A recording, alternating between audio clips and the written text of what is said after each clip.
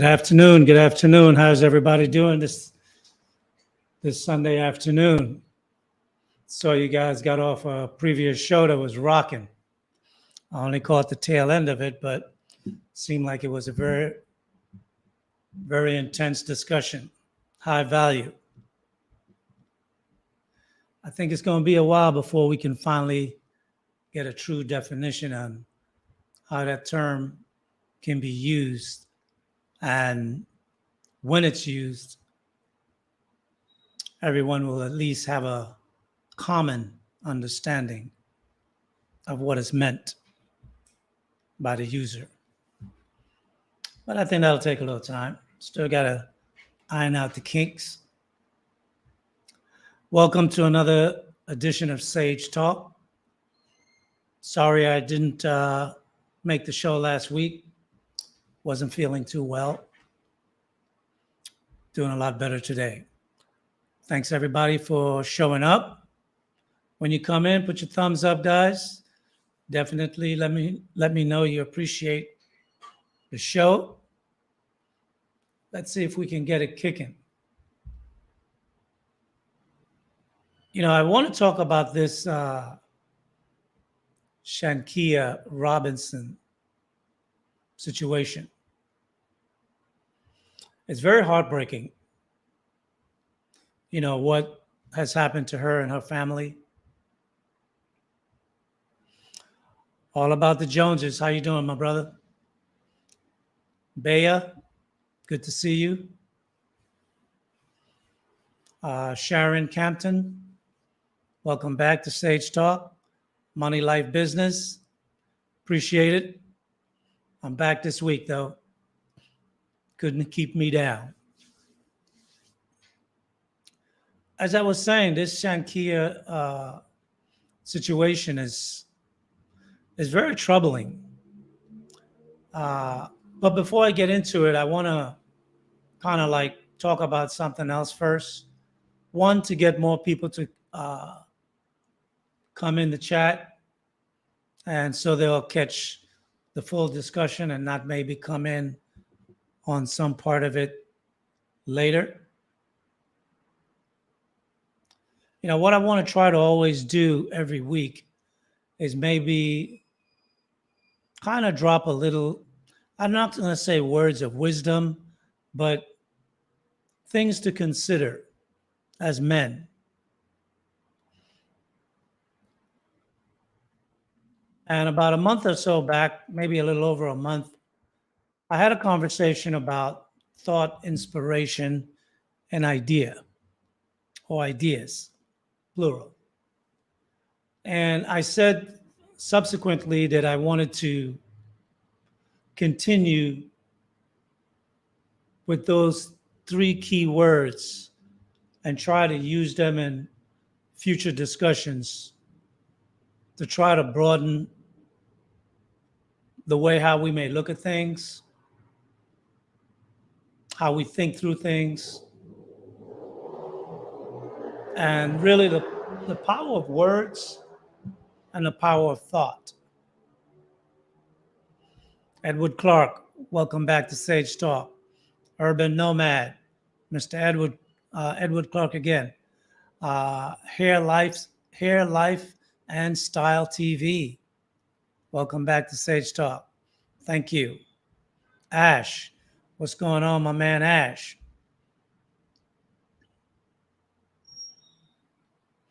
So today I want to kind of like touch on a little bit about thought. Snuggles 668, how you doing? Sakia, good afternoon. Welcome back to Sage Talk, all of you guys. Much appreciate the support. Today I want to talk about power of the state of mind. As I said about a month ago, I did touch on a more deeper conversation when it comes to thought, inspiration, and ideas. Today, I want to focus on the word thought, and I want to expound upon it a little bit, because thought is not only what you think about, but how others can affect your thinking. There are three main things that I want to touch on in this part of the conversation. And I think for a man to really have a good control or mastery of his life, whatever your purpose is, whatever your career might be, whatever your dreams and aspirations are,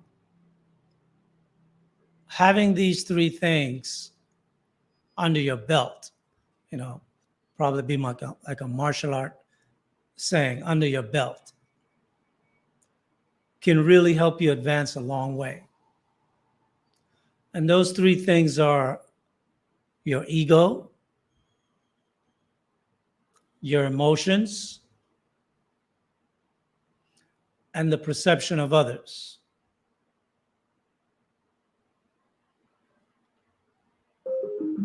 And preferably in that order: your ego, your emotions, and the perception of others. Thanks for the message, Snuggles. Scam Likely, Dusto, welcome. Jadis Ming, Shanquella. Yeah, in Spanish it would be Shanquella, right? Because the double L is an alphabet for them. Hi, Miss Campton, how are you?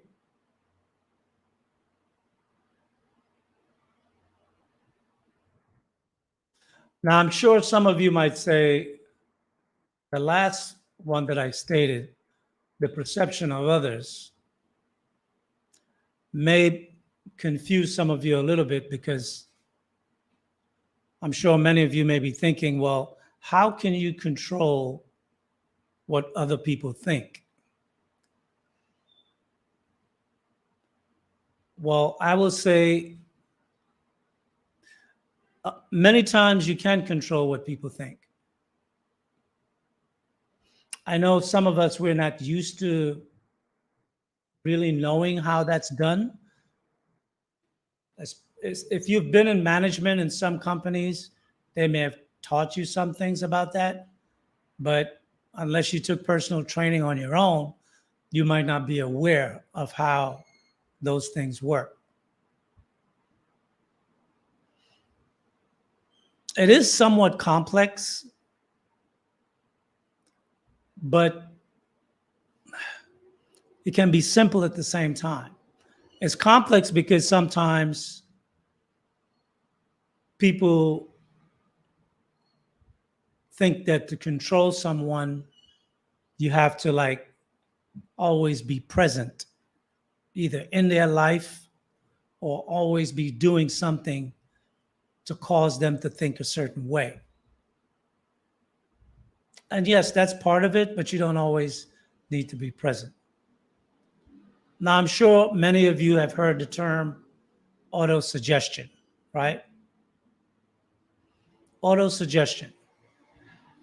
Basically, what auto-suggestion is, it's a word or a phrase that people can use to cause you to think and behave in a certain way. Sometimes it could be an action or an inaction that can cause you to think in a certain way. Now, controlling the thought of others doesn't necessarily mean it's a long-term control that you have. Sometimes the control is in the moment. Sometimes it's for an unprescribed period of time after whatever event took place. But nonetheless, by understanding those three things, you're being able to control your ego, control your emotions, and others' perceptions, a valuable skill that once learned can be tremendously advantageous.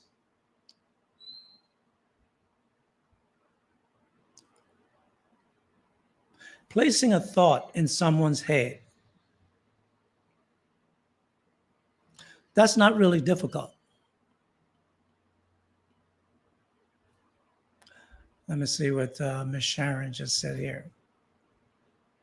No, Mr. Lee, no controlling but your damn self. Well, that's how I started. I said, a man must learn to control these three things. One of them happened to be others. And give me a little wiggle room. Let me expound and see whether or not you follow me or not. You know, the thing is, the mind is a very curious thing. And I'm sure those of you who may be in tech, whether females or guys in the chat, who are either into AI as a hobby or into it as a profession.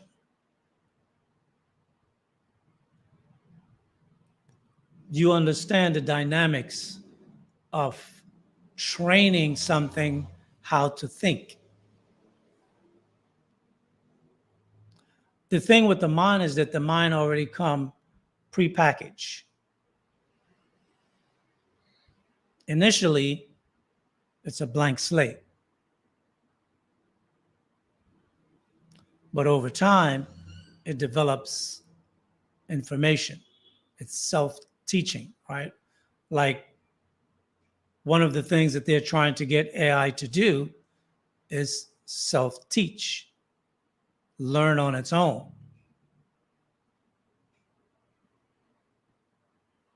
The thing with the mind is that the mind will run with a story.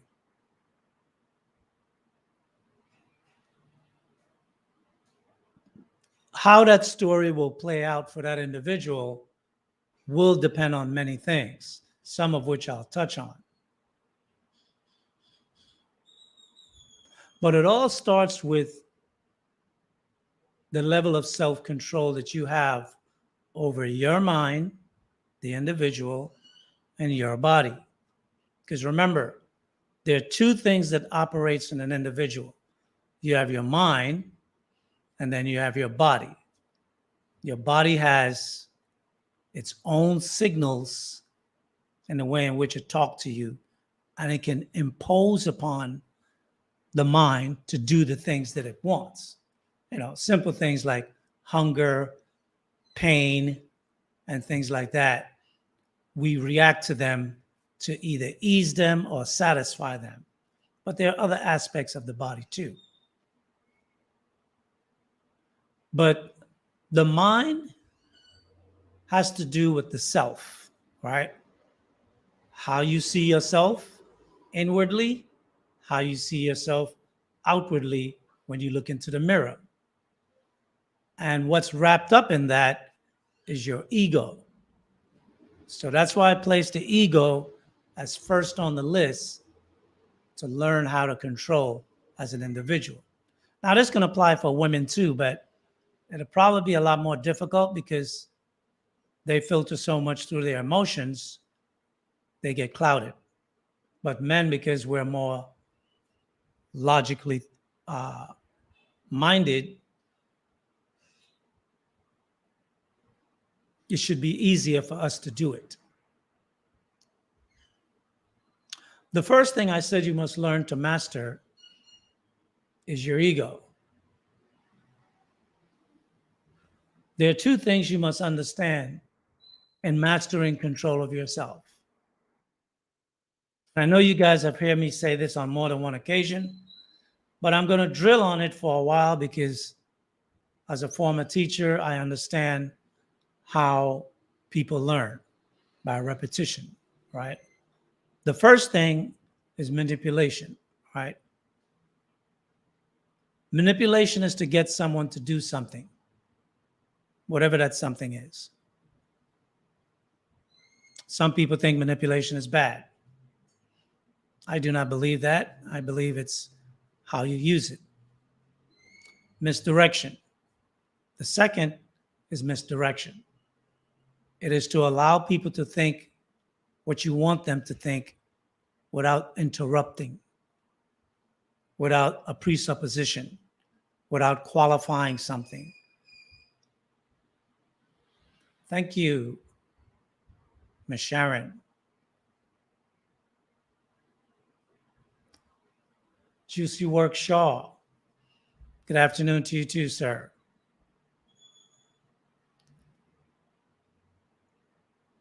Both of these skills are extremely powerful mental tools to have. However, manipulation is the more advanced because it gets people to act. Not everybody learned that skill well, but when you do, it's awesome. Remember, not everyone will act upon a misdirection. A misdirection is the planting of a seed, is the dropping of a word, it's an action or an inaction. They may think something, but they may not necessarily act upon that thought, which is cool either way. Now, here's the real power of misdirection. Everyone, and I do mean everyone, have a pre-program already running in their mind about everything. And when I say everything, I mean everything, which includes things that they know and things that they don't know, or at least don't know yet that they don't know. We usually call that an opinion, right? When people speak of things that they don't know, but they do it in a way as though they do know. Now, this pre-programming evolved through many ways. Your upbringing, your education, the culture you belong to, family and friends, the trust that you were exposed to in your youth, or distrust or mistrust of others, friends, family, strangers. But most of all, it's the self-image that you have of yourself. And that all encompasses its program that we're running. A couple of weeks ago, somebody said to me, Mr. Lee, you're brainwashed. And I said, yes, thank you. I am. See, I think sometimes people confuse brainwash with brain programming. Most of us operate from a brain programming way in which we walk through life.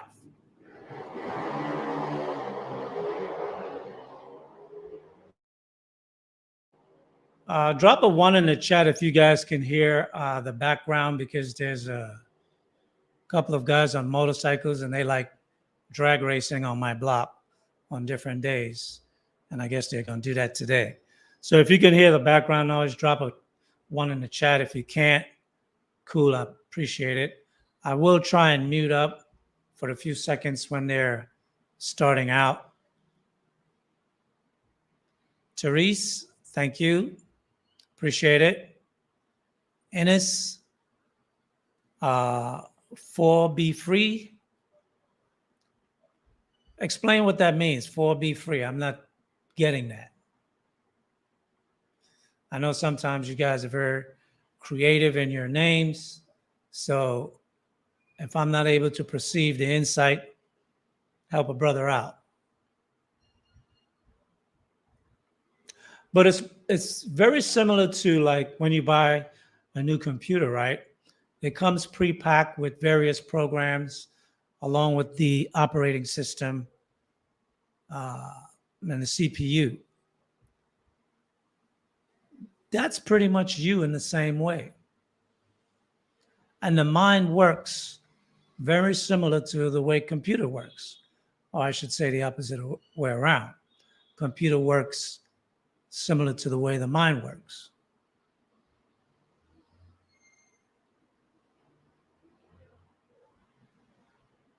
And people who understands this can make you do things without your knowledge. Meaning they can make a suggestion and you will act upon it without knowing that they made the suggestion. And you believed you're acting on your own. That's why back in the day in the movie theaters, they used to have that advertisers used to pay the movie producers to insert a commercial one frame at a time at every 24 frames. And then while you're watching the movie, you get up out of your seat and you go buy popcorn and Coke or Pepsi or whatever they were advertising as a condiment. So at some point, the law got a hold of it and they say, no, you guys got to run actual commercials. You can't do this, right? This was a form of auto-suggestion. Planting something in your mind without your awareness. For example, let me give you a couple of examples. And I'm going to use New York because I'm from New York. I know the city well. Let's say you were walking down Midtown Manhattan, Avenue of the Americas or 7th Avenue. Anyone from New York would know, especially middays, those are high traffic streets, lunchtime, after lunchtime, whenever. It's just always a lot of people moving about. So as a guy, you're walking down the street and someone bumps you shoulder to shoulder, but he puts a little oomph in it, right? And just keeps stepping.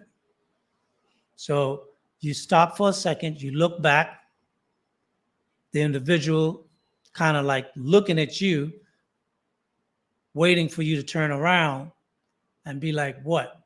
What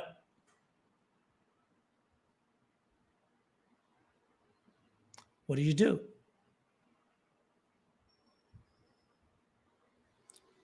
Some people take the bait. They confront the situation.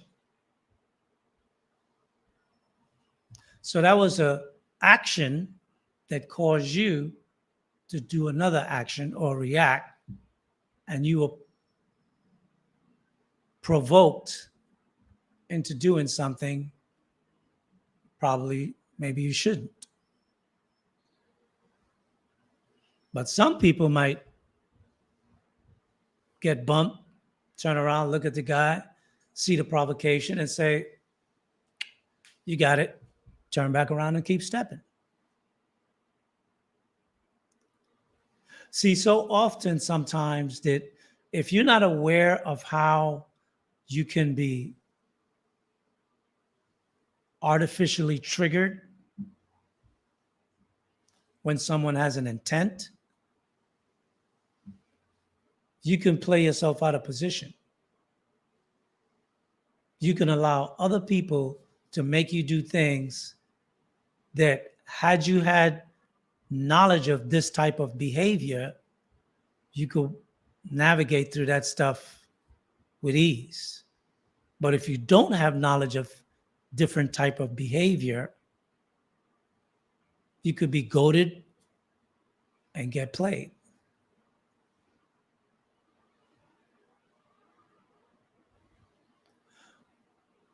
Who can tell me, let's see, what was the intent of the challenge in that situation, in that example?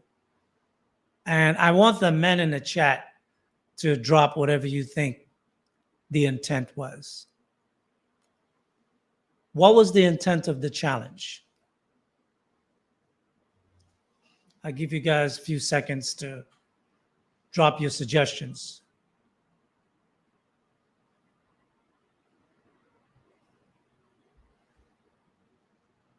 Anyone wants to make a suggestion? What do you think the intent was?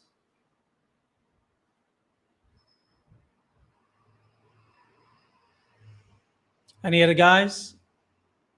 Did you hear the scenario? You're walking down Avenue of the Americas, which is 6th Avenue, lunchtime, crowded. A brother bumps you shoulder to shoulder, but he throws that shoulder a little strong to make a little emphasis. You turn around, he's turned around, he's looking at you, he's like, what? You look at him, you're like, okay, have a good one. You turn back around, you kept stepping. Yes, to start trouble, yes, but it's more direct than that. Discredit? No, it wouldn't be discredit because it's not going to affect your name one way or the other. Anyone else? Ash, you're a military man. Strategy is your part of your training. Control. Actually, just the opposite of control. Well, the physical fight would be the result. But what was the intent of the challenge? What was he testing? Your ego.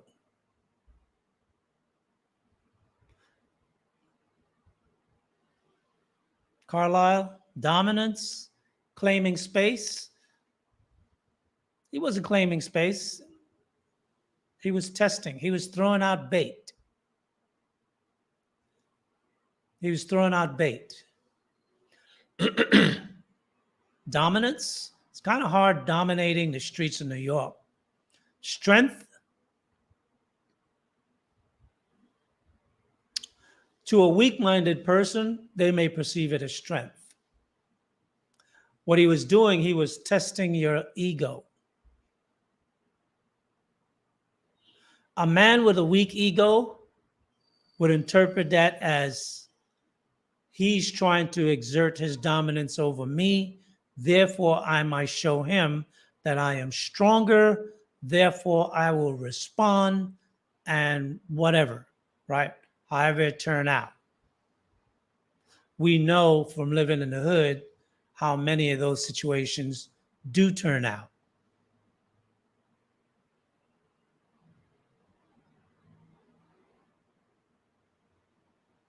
Now, the next question is, what is the thought of the other person and the other person's mind when you turned and walk away? There's probably 2 or 3 words. Let me see who's going to get it first. And I'm thinking, Carlisle, you should be right on this one. What is the thought in the other person's mind after you turn and walk away?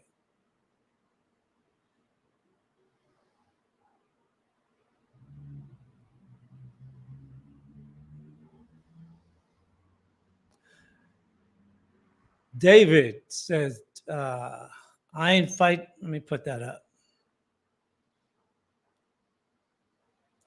I ain't fighting no goddamn body. I'll cut your ass. You definitely sound like a Latino. Okay, Vic P, you hit it right on the head. There were 3 different words I came up with. That was definitely one of them. It was right at the top. He's going to think you're a pussy. Absolutely. And see, this is what I'm talking about when I say that you can control what other people think. See, a man that is insecure in his manhood, someone thinking he's a pussy is important to him. They can't allow that thought cannot be allowed in that person's mind. Someone who have control over his ego, mastery of himself, he prefers you to think that because he has the advantage now. I'll elaborate a little bit more.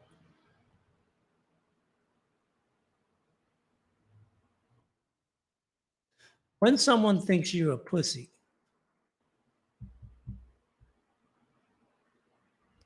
what else happened in their mindset?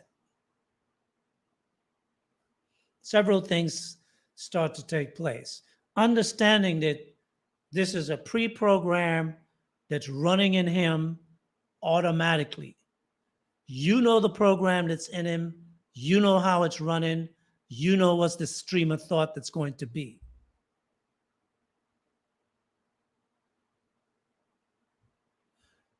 Not so much that they drop their guard,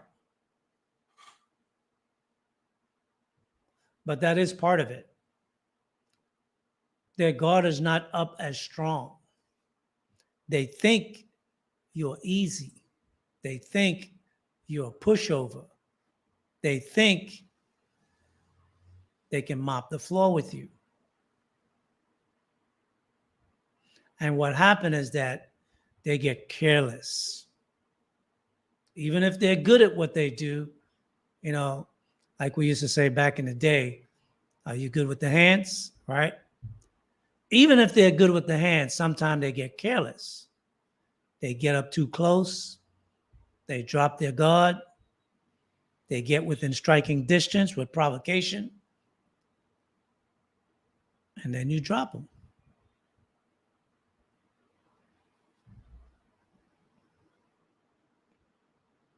So that's in a physical situation, right? But there are many different ways. And I use physical because it's something as Black men we can easily identify with. But there's so many other ways for you if you understand how to drop suggestions, to say things, do things, not do things, and cause people to think a series of thought that's going to put them in a disadvantaged position with you later. Another example. We know that there are more women than men in general in most cities, whether it's in the United States or around the world, wherever you go. And from the knowledge of economics, we know supply and demand rules value, right? To pivot off part of what was being discussed in the earlier show previous to this show, high value. But supply and demand controls the value of things. So if there are more women than men in general, why is it that women seems to have more value than men?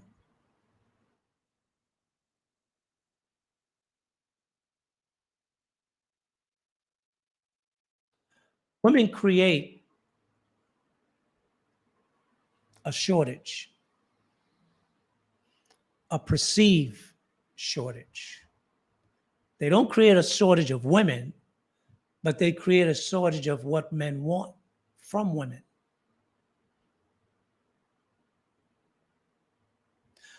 Who can tell me how women do that?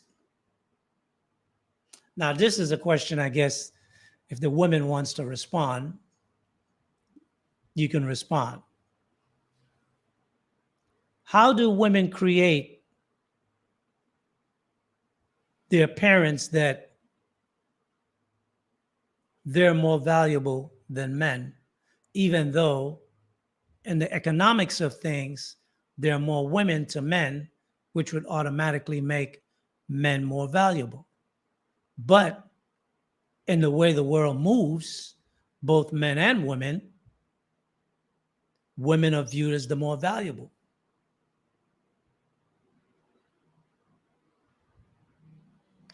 Okay. Juana, she says, women have more value than men because men value sex more than anything. That's part of it. That's the insight into the answer. But the question is, how do women create the scenario where men act as though women are more valuable? Because if we know that women like sex just as much as men do, some people might say more. So why is it that men just don't sit back and chill? Okay. Vic P, do you want it again? They hold out on the P. Absolutely. How do they hold out on the P? They say one word. Who can give me the word?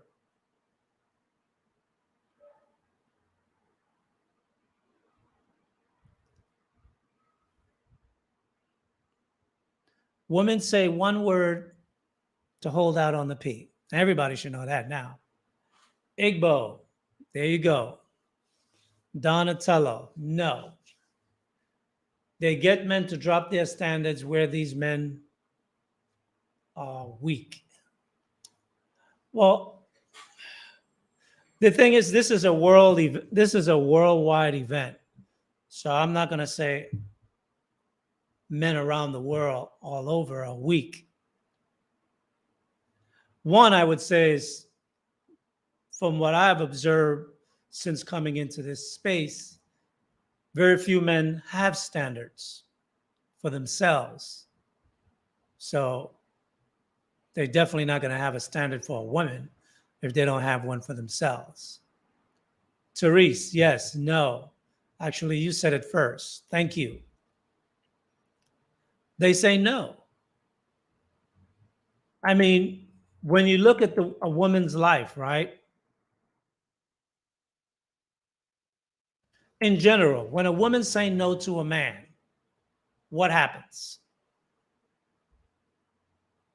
Usually,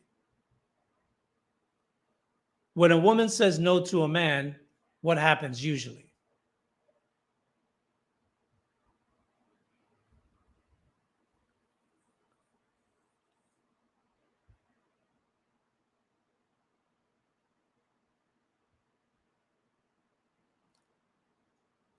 Okay, you are, meaning me, I suppose, admitting that men are weak, and as far as sex, that is true. Well, men are weak to their nature. That's what I said earlier about learning to control the mind and the body, right?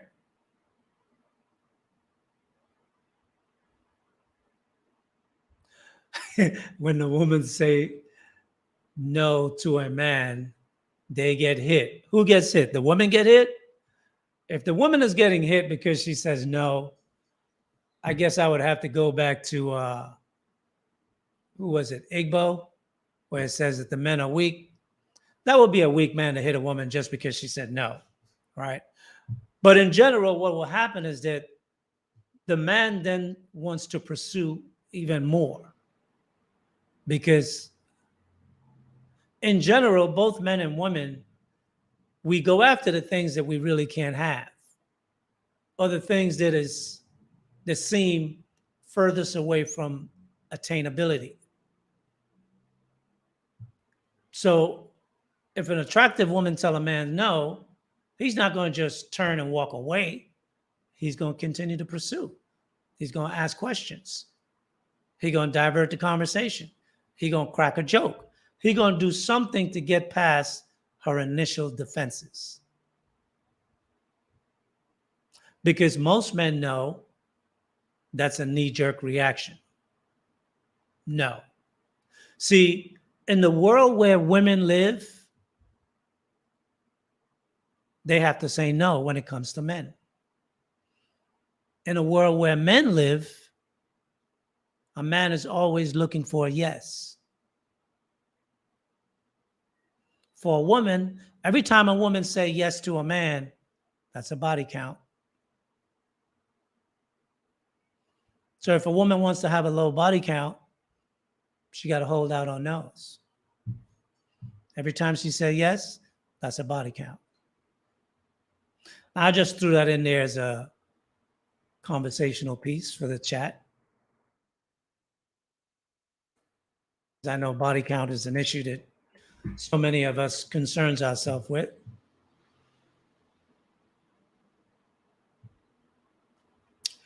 Another example. If you wanted someone to think less of themselves, what would you do?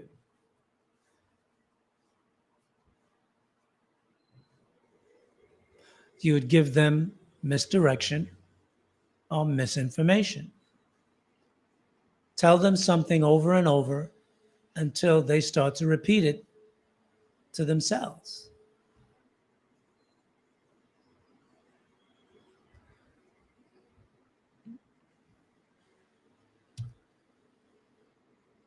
Therese, oh, that was deep. Say that again? Okay.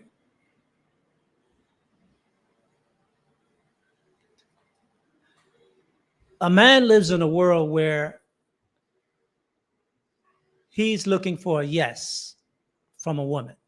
For him, his world is no, no, no, no, no. But he's working towards getting that yes. In a woman's world is no, no, no, no, no. Whenever she says yes to a man, it's a body count. Unless you're saying yes to a proposal and a marriage following, it's a body count. And we know how the whole body count conversation goes. Downhill. So these are the two worlds of men and women. Women walk around life saying no, no, no. And men walk around life waiting for the yes.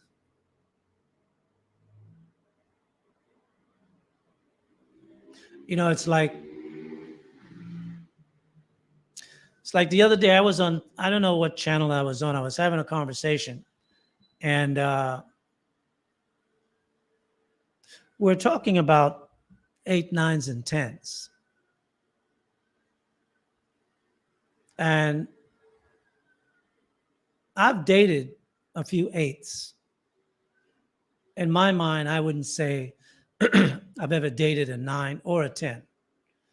But I have had friends who have dated 9s and 10s. And I will tell you this, most men could not deal with having a girlfriend that's a 9 or a 10. You just can't. I mean, especially from what I hear in this space on how guys relate with women. You have to understand when you have a woman that's a 9 or a 10, and it doesn't matter what kind of man you are, how rich you are, how select you may be, height, good looks, physique, dress well, educated, got money. None of that matters. Because your woman, whenever she's not in your presence, she has to say no every fucking time. And there are all types of guys pushing up. You got rich guys pushing up. You got broke guys pushing up. You got construction guys pushing up. You got bums pushing up. You got everybody pushing up. The one time she say yes, she's gone.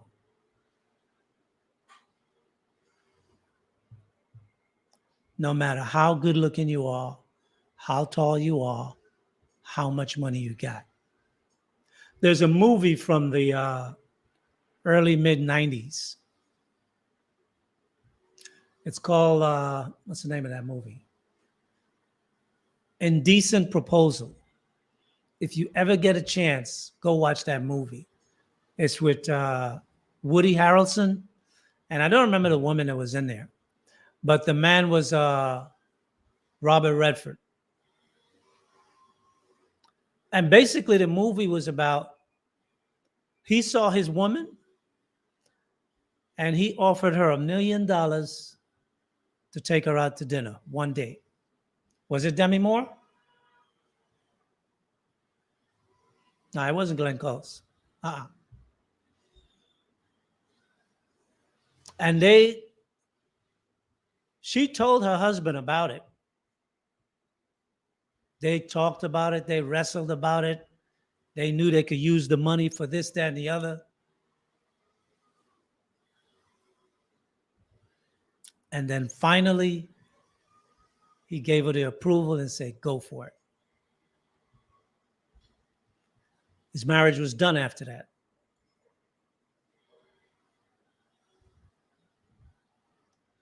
And the thing is, when you have a woman, beauty is a curse. I think it's a privilege, but I think it's a double-edged sword. It's a curse also. Because beauty is not something that you just wake up at 18 and you find yourself to be beautiful. You were probably attractive or good looking from you as a kid. You got the biggest piece of cake on celebrations. When your parents went shopping, they bought you extra stuff. When you were in school, you got the best projects or you got the best partners in projects. And by the time you come into your teens and your body starts to kick in, you start getting gifts, invites, all types of shit. And by the time you become a woman, 18, the world is like your oyster. You never stand online. Like in New York, the top clubs, the line be going around the block. But 8, 9s, and 10s never stand online. They just walk right up to the front. There's always a guy up there. You, come in. They escort you in. They take you to the VIP of somebody's booth or spot. But that exposes you to a lot of stuff. You grow up much faster than an ordinary woman would. You're exposed to things by the time you're 23 that maybe a 50-year-old woman never even saw in the world. And I'm not talking about sexual things. I'm just talking about exposure to life and what's in it and what's possible. People will proposition you to fly you to France for lunch. An Arab guy will want to fly you to Dubai for dinner and bring you back. You don't have a passport? No problem. He has a private jet. He clear you through customs. You don't even need a passport. So, most men, I think, couldn't really deal with a very attractive woman like that. It would be more of a headache than it would help. Very few men have that capacity to deal with a woman like that. And very few women can endure that type of barrage of nonstop 24/7 attention. And you get, in today's world, you get the attention from both men and women. It's not like it's just men who are making propositions. It's the world that are making propositions.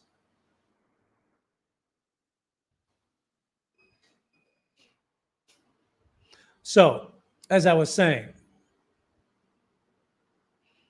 if you wanted to have someone think less of themselves, what would you do? Give them a misdirection. Tell them something over and over until they begin to repeat it for you. So I have a question for the tech people in the chat, and that could be male or female.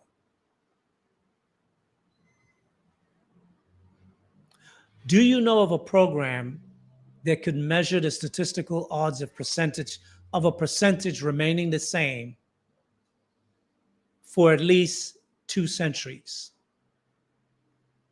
without change? There are a host of unpredictables, uncontrollable variables, some of which you may know to filter for, and some of which you just can't know. So you might try to build in automatic variables within the program. But every 20 years, the program must spit out a bottom line, and that bottom line must remain the same, cannot change. Who have an idea what I'm talking about? Let's see who is astute in this chat today. See, I'm gonna get up into your head. See, I've been looking at things, and back in the day when I was young, I was like a real number guy. I was extremely good with numbers. That may have helped me on Wall Street to a degree, but it helped me more when I was in engineering, because I used to have to remember so many piping systems. I used to commit them by heart.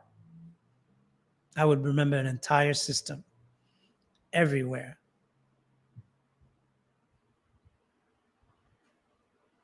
My brain have dulled over the years, so I'm not as swift as I used to be. But hey, Miss Nurse Fancy, how are you? Congratulations again on your betrothed. Percentage of AA in the US. AA meaning AAA rated, AAA bank. What does the AA represent? But no, that's not it. But good try. Someone is thinking.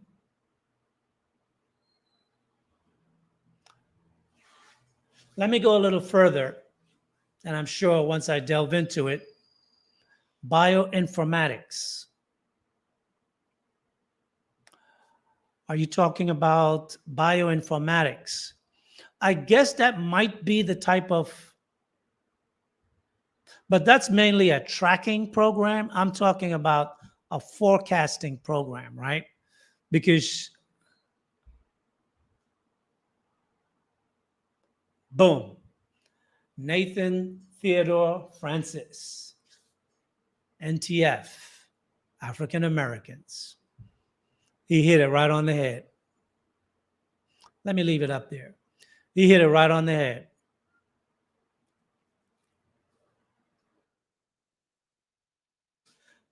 Let me expound a little bit so you guys understand what I'm saying. Recently, Roe versus Wade was overturned by the Supreme Court. And what we learned from the aggregate of abortions throughout America with all women and also with Black women, what we learned was that 50% of the current Black population in America was deleted over the past 50 to 60 years, from the 70s to now. So 50 years, rounded out, by women who wanted the right of choice. Now, considering 50% of the population being deleted, including natural deaths, well, not including natural death in addition to, plus disease, plus regular deaths by either crime, accident, or whatever, diabetes and so many other, hypertension, so many other things that people can die from unexpectedly. These were some of the variables I was throwing out to some of the tech people to consider. So my question is, how is it that in almost 200 years, the Black population has remained at 13%? Like, what would be the variable that you would need to make sure the right amount of people were killed and the right amount of people were born every year, that in the 20th year when a census was performed, the number always came out the same? Or is that just auto-suggestion? The auto-suggestion have worked so good that there are times I will hear people who are educated, who are lawyers, and they will come out and say, but we're only 13% of the US population, adamantly, without no hesitation.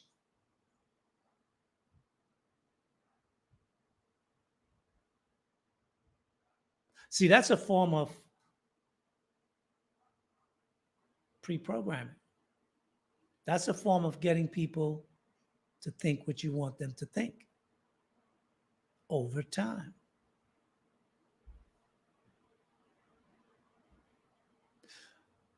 Very perceptive, Nathan.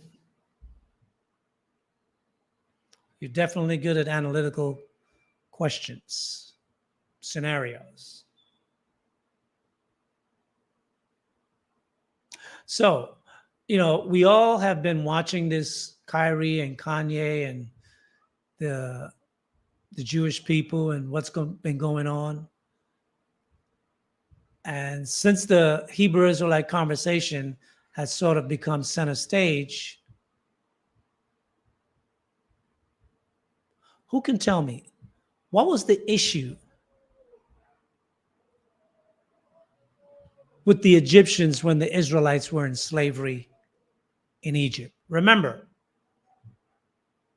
the Israelites were free and living and prospering in Egypt for over 115 years. It wasn't until some time later, when a new Pharaoh came about that did not know of the reputation of Joseph and the contribution to the kingdom, that he made an observation. What was the observation? Anyone knows? Sometime I see some people in the audience will say, they're Israelites. So if you're an Israelite in this chat, let's see how well you know your history. If you're not one, well, I guess I wouldn't expect you to know that part of history if you never read it or studied it. There you go. Somebody is thinking. Igbo, yes. Israelites were becoming more in number than the Egyptians. And they thought, if we got attacked by an enemy and these Israelites decide to side with our enemy, they can overthrow our kingdom. Now, if you was American and you had insight to that knowledge from thousands of years ago, what would you do to make sure you never had that thought? You make an auto suggestion. You keep drilling it home that you're only 13% of the population.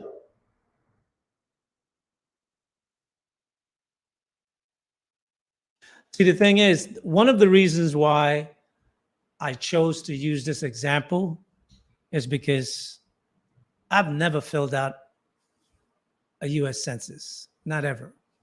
My mother never did. My aunts never did. My cousins never did. My brothers never did. Now, granted, they may be a member of my family, probably out in California, that I'm not close with, that probably have. But both my mother's side and my father's side that I know in New York or on the East Coast, we never did. And I grew up with a lot of friends, and many of their families never did either. It was just a thing.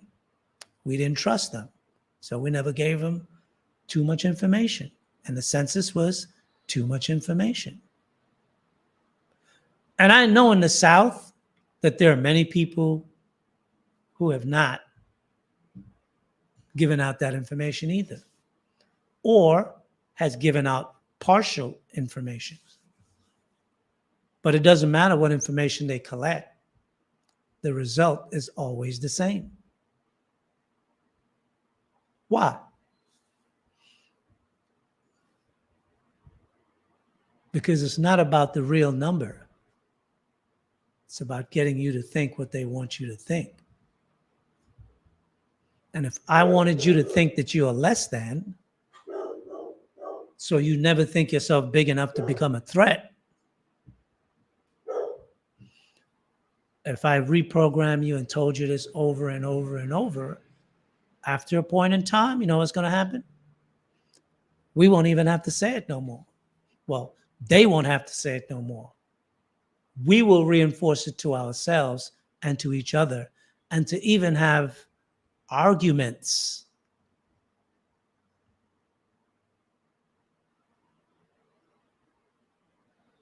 Is it every 10 years? Thanks for the correction, Miss Campton.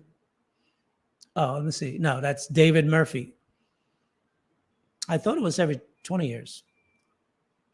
So there you go. I don't even know when it comes out.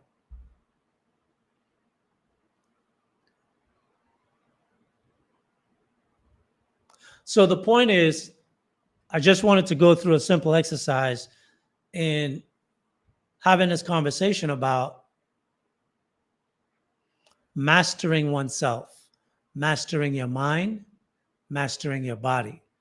And in mastering your mind, the first thing you need to check is your ego, because your ego is the string that everyone pull on to yank your chain. If someone can yank your chain, they can make you do shit.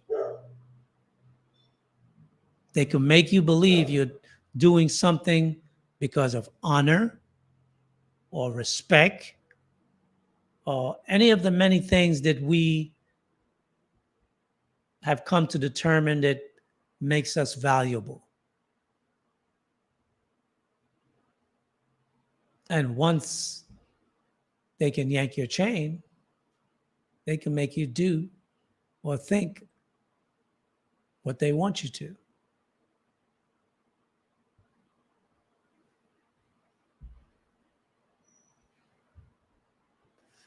His ghetto point of view, that's a fact, Sage.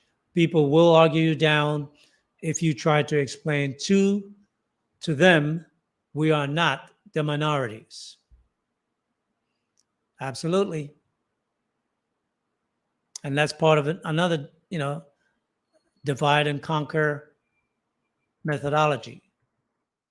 Part of the divide and conquer is keep you fighting amongst yourselves.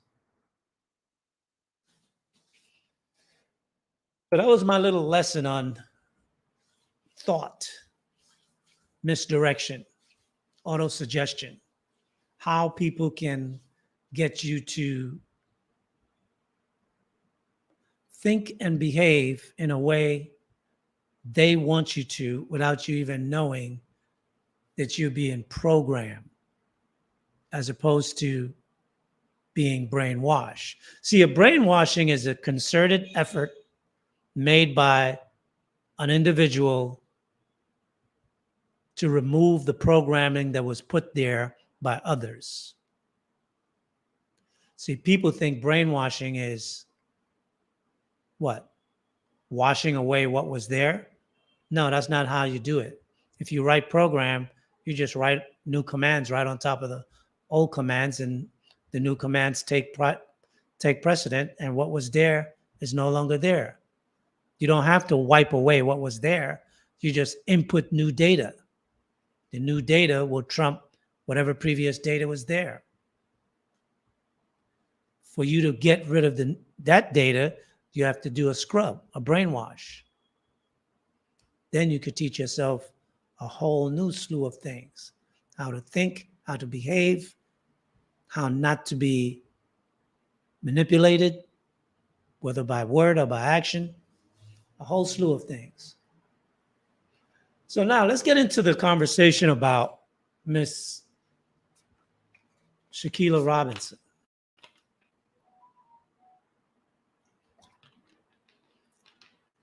And being aware of this situation for the past 2 weeks, it's really been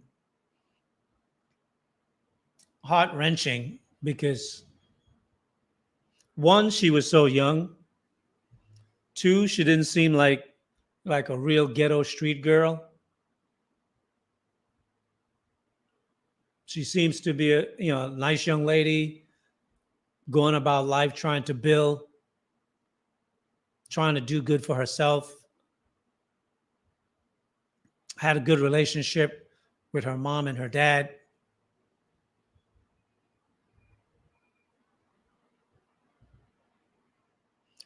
And then she get betrayed by one or more friends. And ironically, a couple of weeks ago, before I missed my show last week, somewhere through the conversation, I was talking about how you have to prove a friend. And it's important to learn how to do that, not knowing that the following week, a betrayal of death would be on the scene for us to really look at.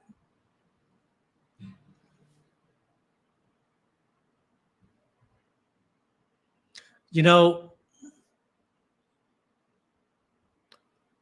friends in this world today they're a prize. It's like a gem. It's like having a diamond that's worth a considerably amount of money. To some people, they might say priceless.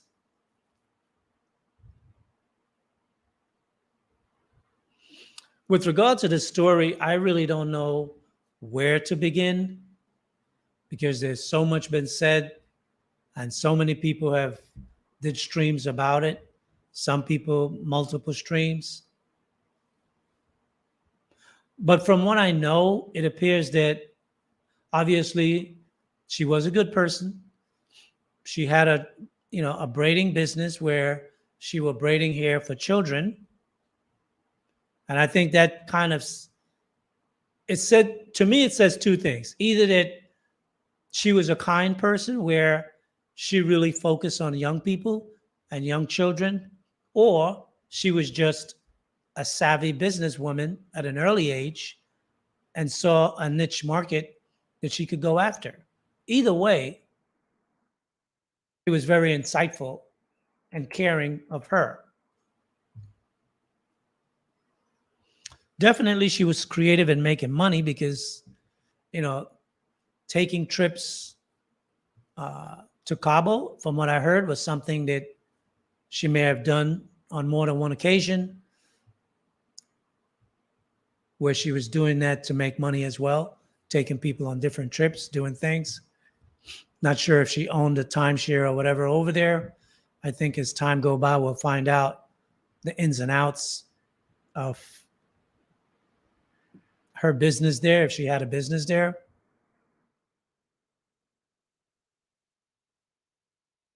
But one of the things I liked about her also is that she wasn't a baby mama. She was a 25-year-old young black woman, business minded, had a good relationship with her mom and dad, and she wasn't a baby mama. And that's a rarity for a black woman, for so many, especially in her age group. So kudos to her.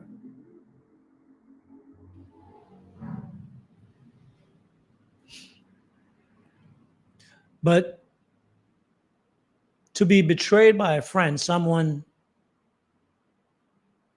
who knew your family, and I take that very like kind of personal, because very few people know my family.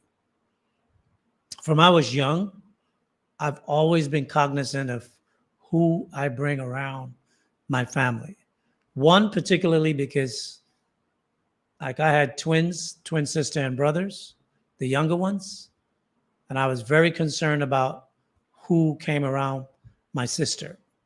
I mean, when you grow up in Harlem and, you know, you only have two sides of the track. You're either slinging drugs or you're using drugs. And my objective was to keep my brothers and sisters from both of those situations, especially my sister, right? Definitely didn't want her hooking up with any of the drug dealer guys, which were some of my friends, right? So I can understand, bringing someone into your close circle like that to know your parents, and then they betray you.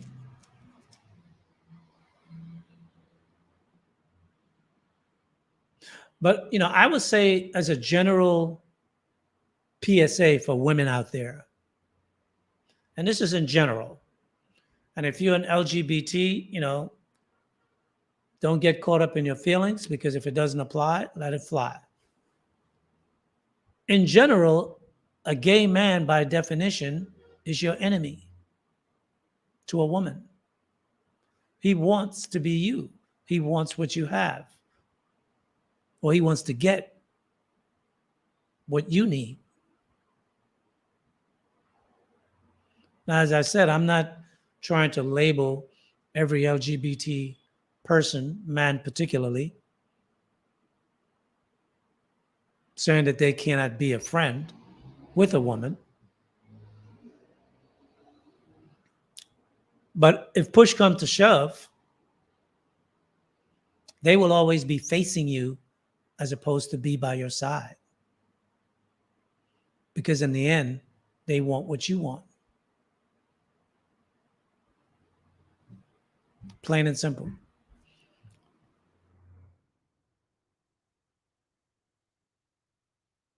They want to be in your shoes. They wish that they were born as a female like you were born as a female.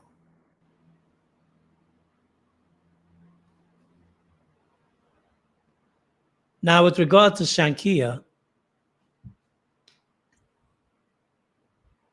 I've heard some people say, or many streamers said that it was a fight. I differ with that. From what I saw of the tape, I didn't see a fight. I think what Dejanay and the rest of the crew wanted was for her to fight back. I've even heard some people on some shows come up and say something like that happened to them and they fought back, and they're here alive to tell the story.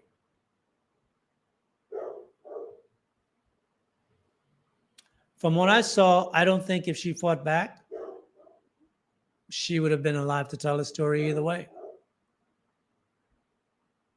The reason why I believe that is because that was planned before they went to Mexico. I think they planned to kill her in Mexico. Because if it was just about a fight for whatever someone felt was some kind of betrayal or slight, or they felt some kind of way, they could have fought right in North Carolina, wherever they were. They didn't have to go to another country to have a fight. So the fact that they planned it to go there,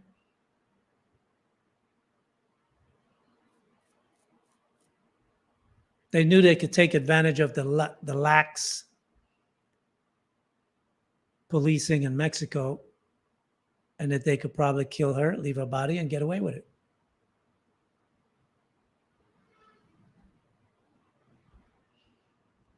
And Shanquella doesn't really seem like she was a street girl, because if she was, more than likely she would have fought back. That would have been her instincts, because it would have been something that she was used to doing growing up all the time. So her body didn't kick into that automatic reflex. See, there are things, and this is what I say about the automated systems in your body that's part of who you are from wherever you grow up. There are things that are in you that's going to operate the way it operates with or without your influence. If she was a street girl, if she was a fighter from the streets, her body would have automatically kicked in. She would have fought. Even if she would have beat Dejanay, Winter would have jumped in and they would have jumped her and beat that ass. I think they wanted her to fight so they can have it on tape. So whatever the outcome was going to be, which is what they wanted it to be, they would have been able to say it was self-defense. But because she didn't fight back, she threw a monkey wrench in their plans. Because she didn't fight back, you can clearly see that it's an assault. It's an assault that became a deadly assault.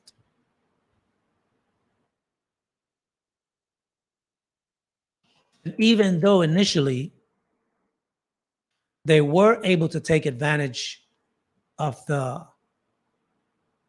lax policing in Mexico,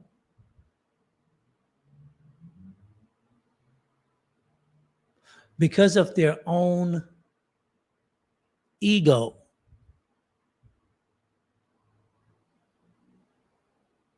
they had to show the tape. Their ego will not allow them to just delete it, keep going with life. We got over. Nobody knows the wiser. They had to brag.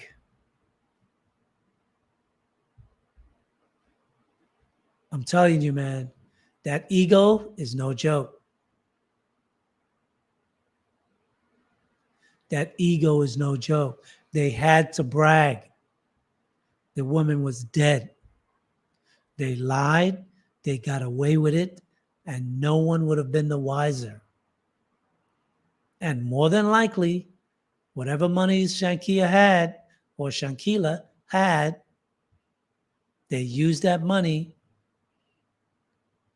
to pay off who they needed to pay off to tell the story that needed to be told. Meaning, a dead body in Mexico, in a Latin American country, you get caught with a dead body in your premises, you're going to jail till they figure this shit out. Even in a corrupt country, that should have been caught. But everybody said, you know what? These are a bunch of black people. It's a black girl. If we pay the cops, if we pay the doctor, if we pay whoever else, nobody don't say nothing. Nobody will know nothing. And they would have gotten away with it. But that ego, bro, that ego.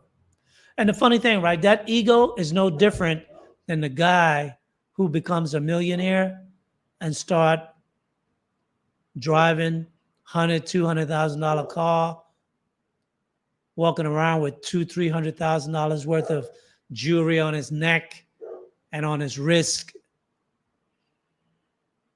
flossing. That's that ego too. Same ego.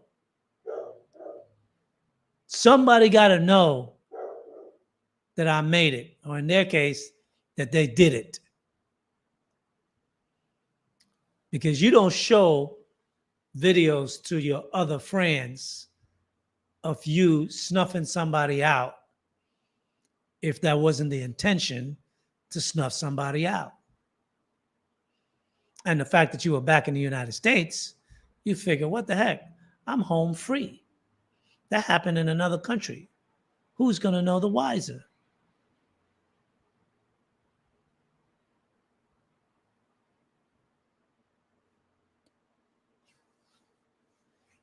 Penny Puma, what's wrong with gloss?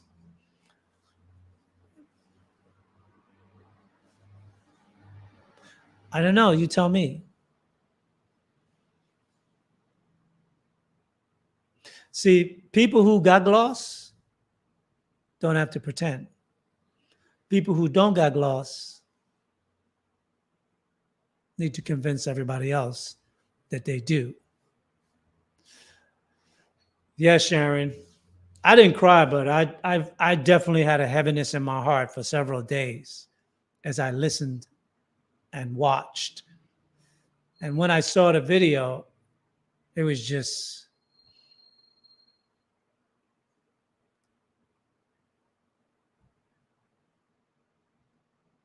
what it shows me actually is that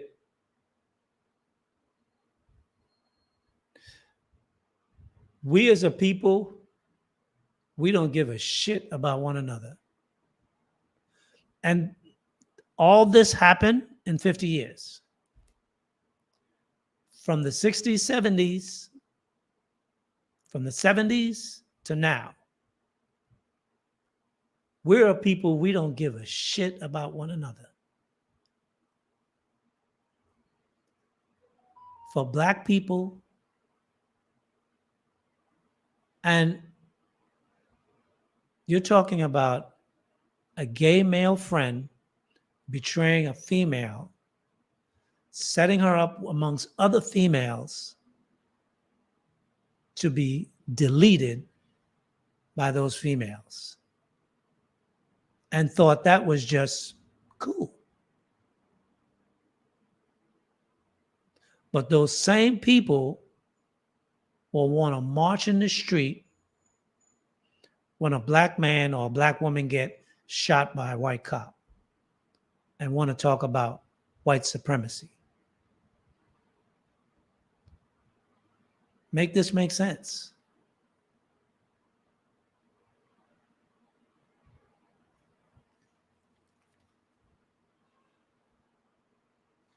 For me, one of the things I'm looking at right now, and I mean, they said the FBI is involved. I'm not sure how active they're looking into the case. Are they just giving us, you know, word salad? Or are they really looking into the case? Because if they're really looking into this case, I'm sure they're going to be able to show conspiracy. And if it's conspiracy, all 6 of them are going to go down. Because that means the United States is going to prosecute them on a conspiracy charge because the planning happened in the US. Mexico is going to get them on the execution charge because the murder happened in their country. And I think as this case heats up, it's going to put all eyes on Mexico because Mexico's judicial system, Mexico legal system, Mexican police enforcement system, a lot of stuff is going to be under scrutiny with Mexico with this case.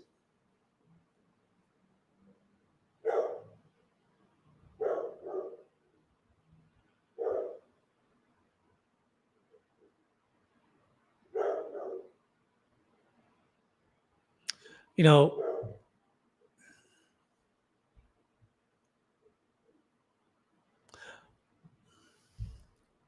one of the things many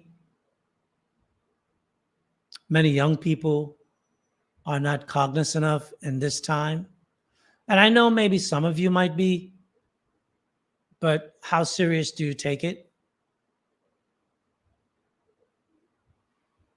Is the calculation of our present day life. What time are we living in? We're living in spiritual times, meaning the Most High, or whoever you call God, is still running shit. And things are going to go down the way he wanted to go down. Not that that particular person was chosen to go down like that. But the scripture says, many people can read the time of day, but few can read the signs of the times. And we're living in a time of evil. Evil amongst family, brothers and sisters, mothers, children, husbands and wives, That's why I said earlier, having a real friend is priceless. Because we're living in a time now where you can't even tell who's your friend. You can't tell who to trust.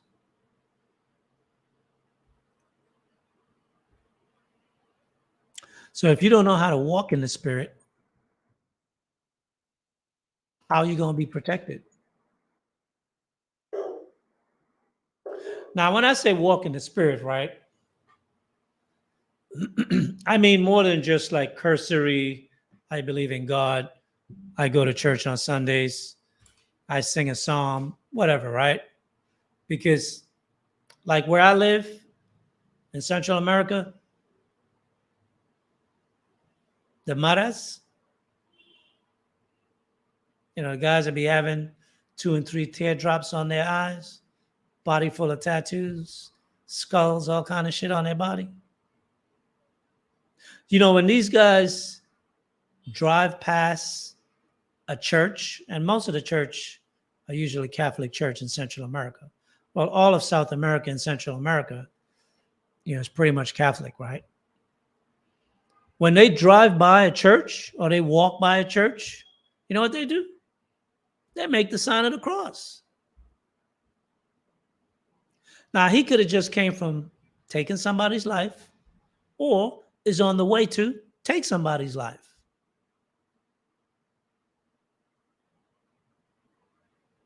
And he has the symbol of the lives that he's taken already, the count on his face.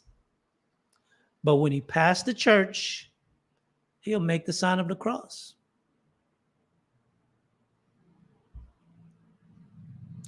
I'm not talking about that type of being spiritual, right?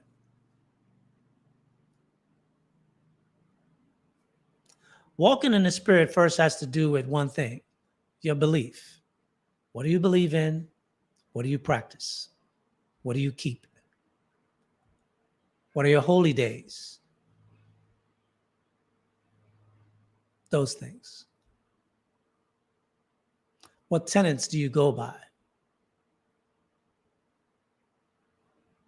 Without that, you're walking blind. Besides, are you the type of person that have walked in the spirit for such a long time that you recognize when the spirit is talking to you? Because sometimes the spirit may tell you not to do something or don't go somewhere, stay home, and you either talk yourself into going out or allow a friend to talk you out into going out, and then some crazy shit happened.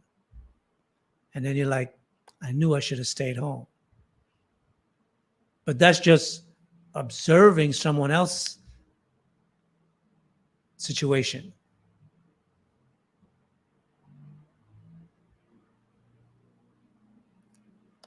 In the book of Ephesians, it says, see then that ye walk circumspectly, not as fools, but as wise, redeeming the time, because the days are evil.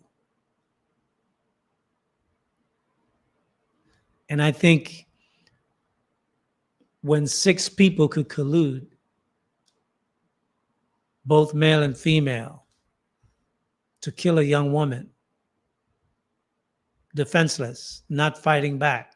I mean, even back in my day, you get into a fight and you start beating on somebody and they like, I give, and they're not fighting back. After a while, you have to stop. Because even if you don't stop, somebody gonna break it up and say, yo, man, he's not gonna fight you. You got it. Like there's even a respect. Like if you even watch animals that throw down, lions, if you ever seen dogs that fight, when one dog get the best of the other dog, after the dog submits, he let him go and he walks away. So I mean, it was like a pack, not a wolf pack, because Wolves have more integrity, but that was a pack.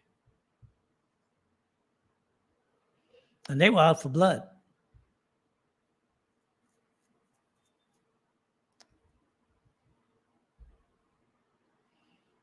Let me see what everybody's saying. Gentlemen rated. These days, people beat other people for trying to stop fights. There you go. See, but the thing is, that's stranger. That's someone walking up on a situation. If you are family or if you are friends among friends, in any group of friends, there are certain people who are going to be closer than others. But if you have a close friend and that person is getting pounded on and you don't step in as a close friend,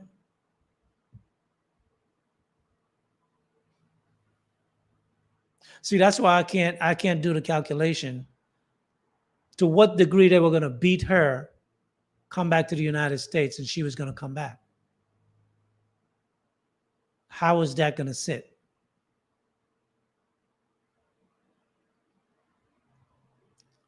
There was never the intent for her to come back from Mexico. Never. And that's the sad part. And a man who can lie to a person's mother's face or father's face repeatedly over and over, come back to the house and reinforce the same lie. That's cold.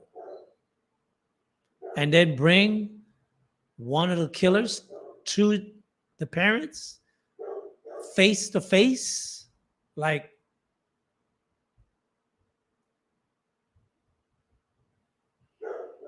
that's a person that need the chair, man. Person like that, they need the chair. Oh, if they go to a Mexican prison, I give them 3 years max. And that's if they're able to make payments for some period of time before the money run out. They gonna know what it's like to get your ass beat down. And they ain't gonna kill them right away because they're Americans. They're gonna let them live a little bit. But oh yeah, I think depending on how this case turn out and what's the uproar and what's the American, especially Black Americans, overall sentiment for those who get convicted. Besides, I think it's going to be an insult to the Mexican government to like imply that you could come here and get away with this and then entrap us.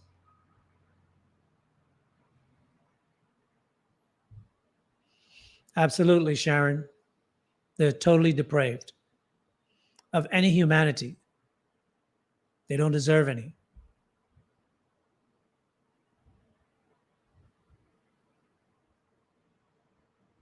CC, pure evil. Well, I don't know what pure evil look like, but this is close. This is definitely close. It's right in there.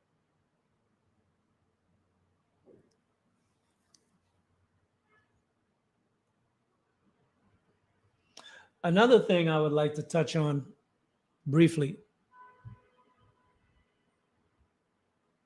You know, a lot of times we hear these wise sayings, philosophical sayings. Keep your friends close, but keep your enemies closer. That's another one of those wise sayings that I've looked at them and I've seen how I walked in life. And I don't subscribe to that. I believe in keeping my enemies at a distance. I want to see you coming. I don't keep my friends and my enemies right next to me. Because the person that has deceit in their heart is not going to want to make it seem as though they have deceit in their heart. So they're going to make it look like it's the other person. And if you're not really good at reading spirits and reading people, keeping both your enemy and your friend close, your enemy could do shit and make it look like a friend. Now you don't trust your friend, and now you trust your enemy. Now you're in a trick bag. Now you're screwed. Because the very person who will actually get your back, you keeping them on the outs because you're not sure. And the person who is supposed to be the enemy, you're trusting that person like, man, I was wrong about you. Nah, I don't subscribe to that. I like to keep my enemy at a distance so I can know who he is. And then if my friend betray me, I know my friend betray me. But I'm not in doubt.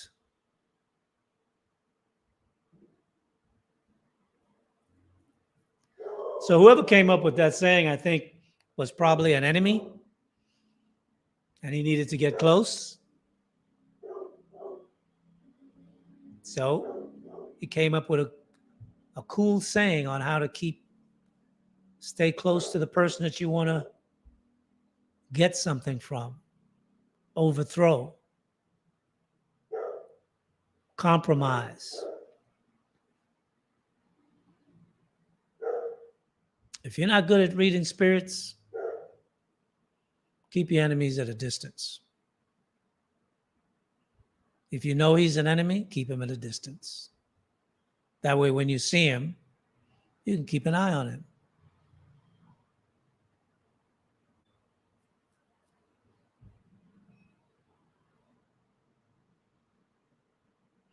You know, this is why I do subscribe to misdirection so often. Because if you understand misdirection and how it works, and more importantly, if you have the skill on how to use it, you can prove the people around you. Because sometime a friend of 20 years, sometime their life situation might change. They may be in a situation where they need money and they don't know how to tell you. Or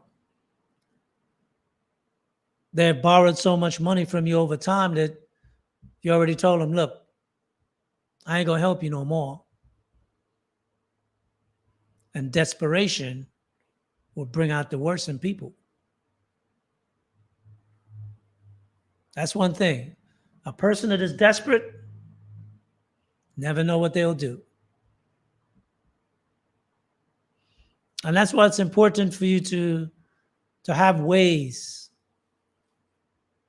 how to check a friend, to verify if they're still a friend.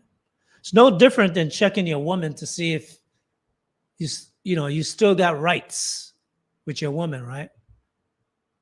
When she's in the house cleaning, well, women don't clean today, but when you guys are just in the house chilling or whatever, and she's in the kitchen and whatnot, and you smack her on the ass, she look at you and smile. You're always checking to make sure your access is still good. The minute your access is no good, she's going to swipe your hand. What you doing? Stop. Don't touch me. She's going to move out the way. Something's up. That's why you got to do it when she's on a cycle and when she's not on a cycle. That way you know her behavior in either case. When she's mad at you and when she's not mad at you. That way you know her behavior in either case. That way when you can eliminate all of those things and you know what her behavior is and she's giving you this new behavior where you can't touch her. See, always be probing. Check to validate your certificate. Isn't that what they do on these computers? Got to validate your certificate. Validate your certificate. Make sure you always got right of access.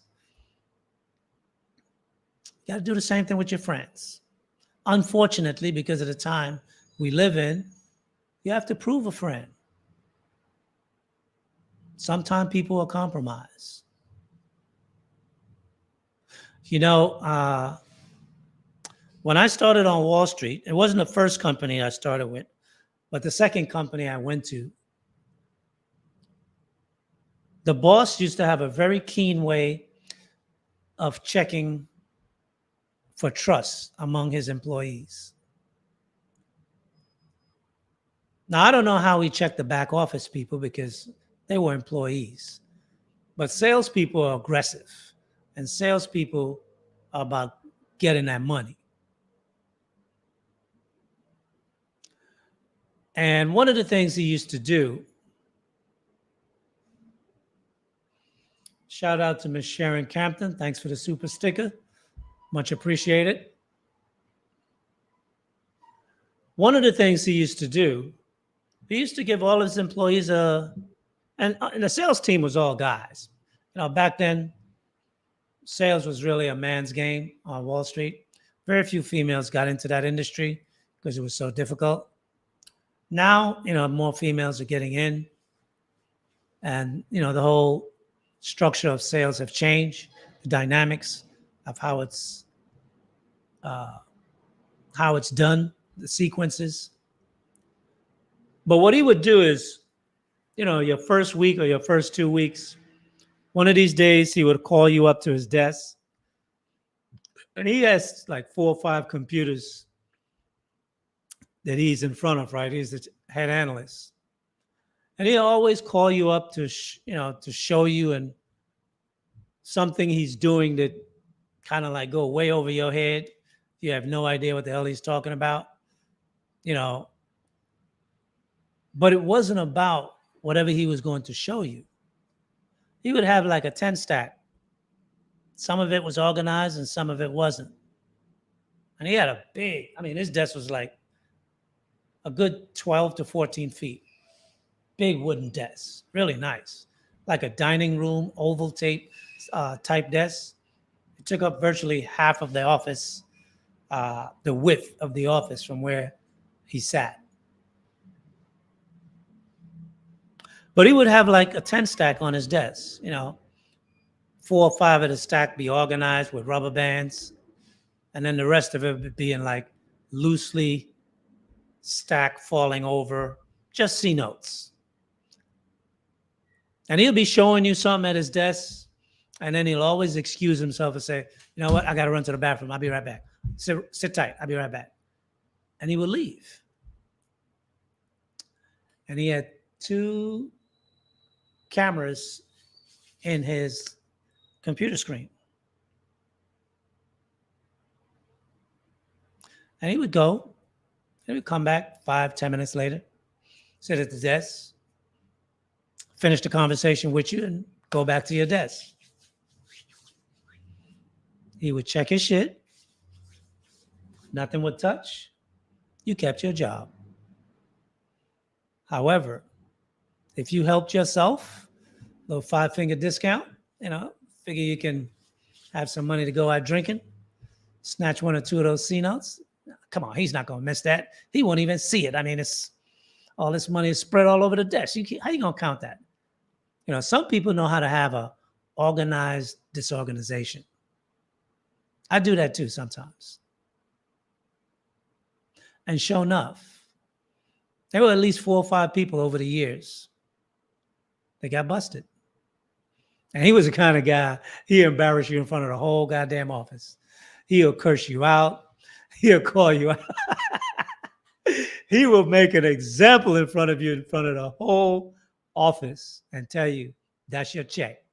Now get the F out of my office. It's a character test. See, let me tell you something. Money is tempting. And a lot of people are saying that Shanquella, they betrayed her for money. I'm not sure, because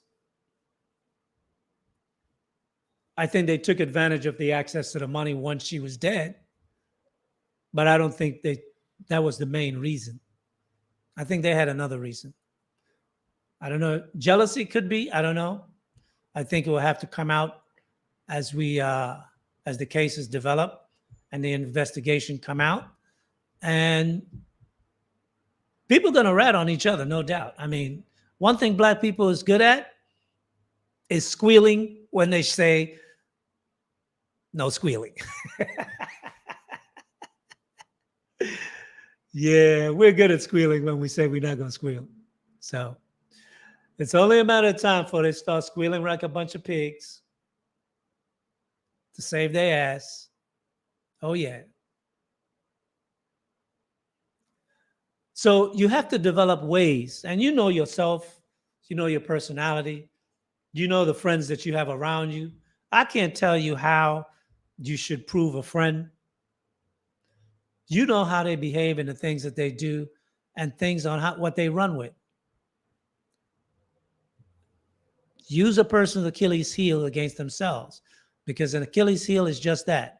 If you have a weakness for something, you'll do it automatically without even thinking all the time. Use it to your advantage. Test them. Because you can't say, hey, I just want to know, are you really my friend, man? You know, with everything going on in the world, I really got to know who are my friends and who are not my friends. Who's going to say, nah, man, I'm not your friend no more? Ain't nobody going to say that.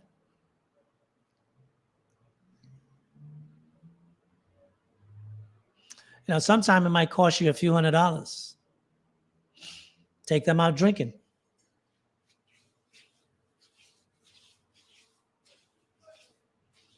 Pay a woman to spend some time with him. Talk to him. There are ways to get information. I mean, unfortunately,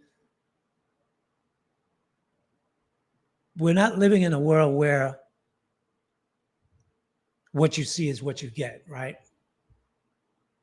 The person is who they are as they present themselves to you. So often it's just the opposite. People will present to you what they want you to see because they have an objective. And especially if you are someone who have something that you can offer them or others,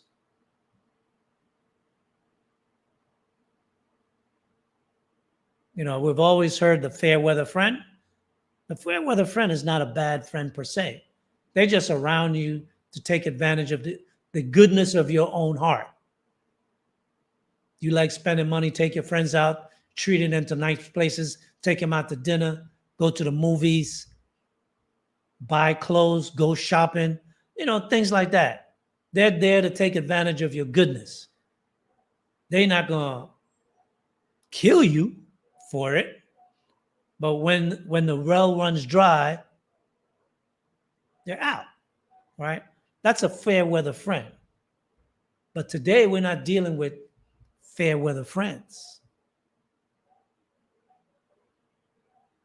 Today it's something far more sinister. People are laying traps, smiling in your face, get you in a hotel room and then square up and say, fight. Like they're running a illegal MMA octagon somewhere. Like crazy.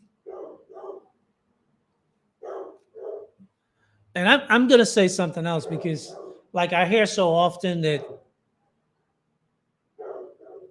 we say in this space, and men say it a lot, that social media ruin women, or social media just ruin dating, or ruin the Black community, or just the Western society, I guess. But I beg to differ.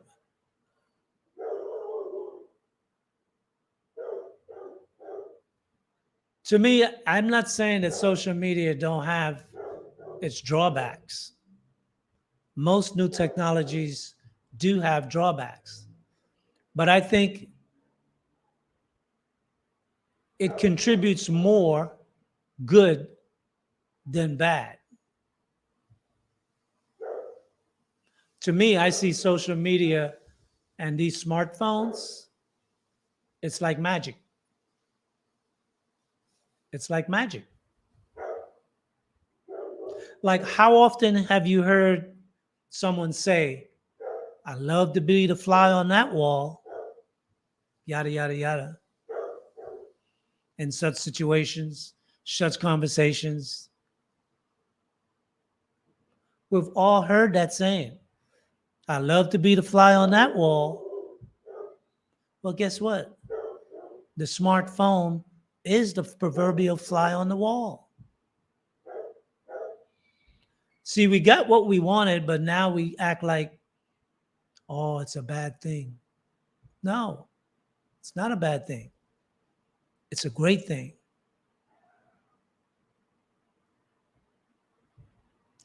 The smartphone captures everything, everywhere, anywhere. As long as people are there, it's going to capture it. Whether it's an elite meeting between heads of state, like most recently, Justin Trudeau from Canada and Xi Jinping from China, they had a meeting. And then the meeting was supposed to be private. And Justin Trudeau leaked the meeting. And then when he went to the G7 meeting in Europe, Xi Jinping ripped him a second asshole and made him feel like a bitch. Yo, I saw that video. It was beautiful. So these smartphones captures everything. Heads of state, back office conversations with CEOs, Congress secret meetings, situations in the hood. It don't matter. These phones are everywhere. And people have no qualms about pulling it out, recording it, and then leaking it. That's the big part, right? And leaking it. I mean, let's think for a second, right? As much as we say the guy who made the tape shouldn't have made the tape,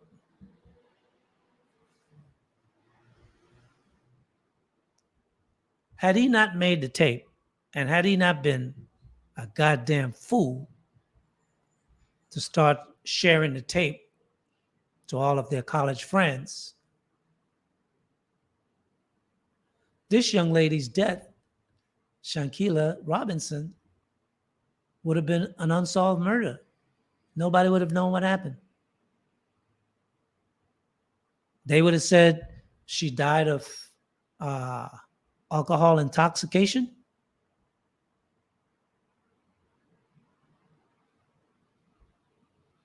And if the parents didn't get an autopsy done, we wouldn't have known that her back was practically broken in two places. Her neck was broken and the middle of her back was broken.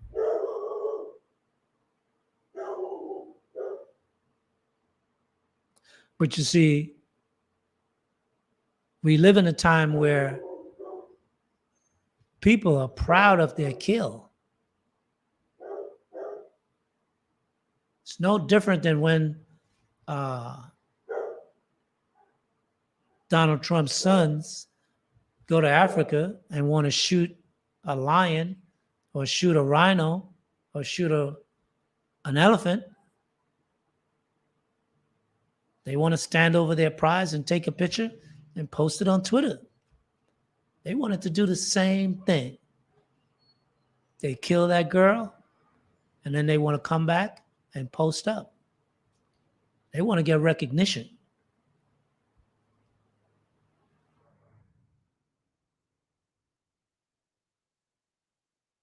Had it not been for social media, we would know nothing.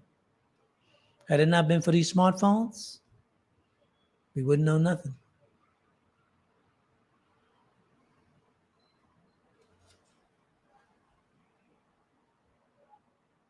Without these smartphones, black men would still be walking around, banging their head against the wall, trying to figure out black women. A few black men would know the mystique of women, and that knowledge would be limited within a very few small groups of men, but the majority of men would know nothing. The manosphere exists because of social media and these smartphones. Because now we can aggregate information. We can see it in real time. We can challenge it and we could get live response. The truth is coming out.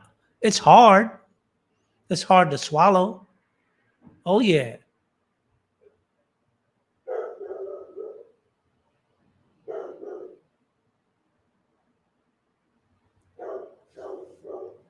Juana, what about Biden's son keeping his pedophile ways on his computer? Yeah, he's proud. Of course. He get to show it to his friends. He get to brag. Oh, yeah. Now, I'm telling you, the ability to have your trophy on the wall is an urge that in so many people, it's hard to suppress. They, like, what's the point of you knowing it and no one else know it? Part of the ego.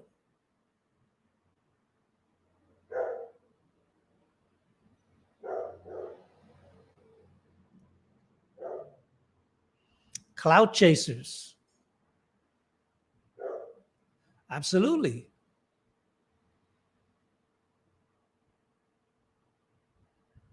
Just like when I was talking earlier about women who are beautiful.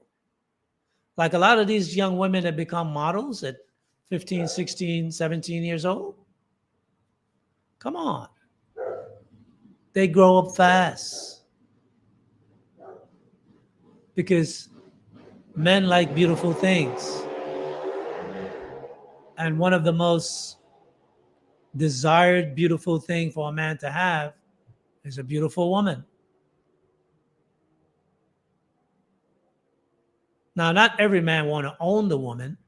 Some men just want to know, I got bragging rights. Been there, done that. That's why a lot of these young women that are 9s and 10s, they're beautiful, but they're jaded.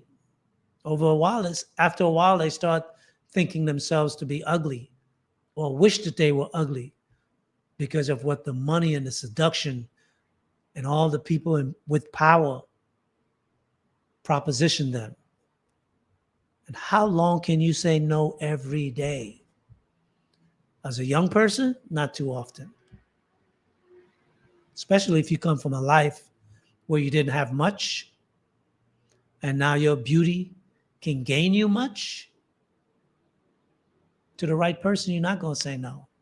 Especially people who promise you the world and seem to have the world in their hands.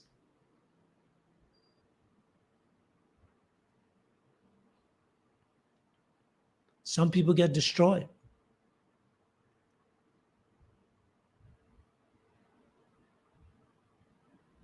You know, one of the things that modernity, the modern lifestyle, have done to people's mind. I apologize, guys, for that noise in the background. These guys are just ticking me off. I have to see if I can get a noise reduction for the front of the mic. In any event, One of the things that modernity have done to so many people's minds, and when I say people, I really mean women particularly, what modernity have done to the minds of women, it has put a cloak over their eyes, meaning the understanding of the dangers of the world or the real dangers of the world, they believe is no longer.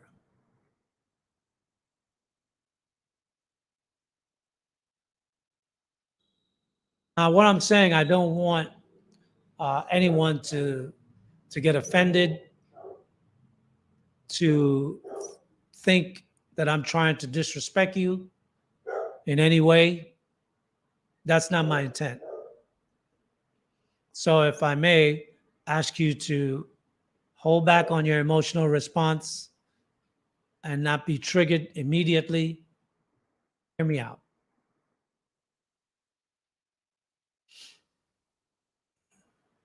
When I say the world is dangerous for women,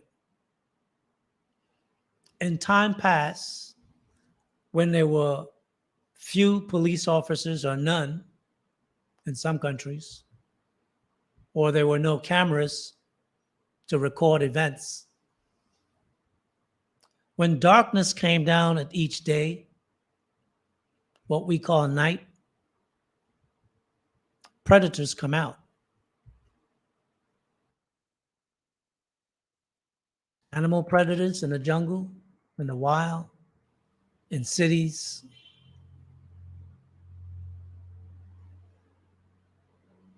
Some people are predators for food. Some people are predators for other things. Most animals are just predators for food and or defense.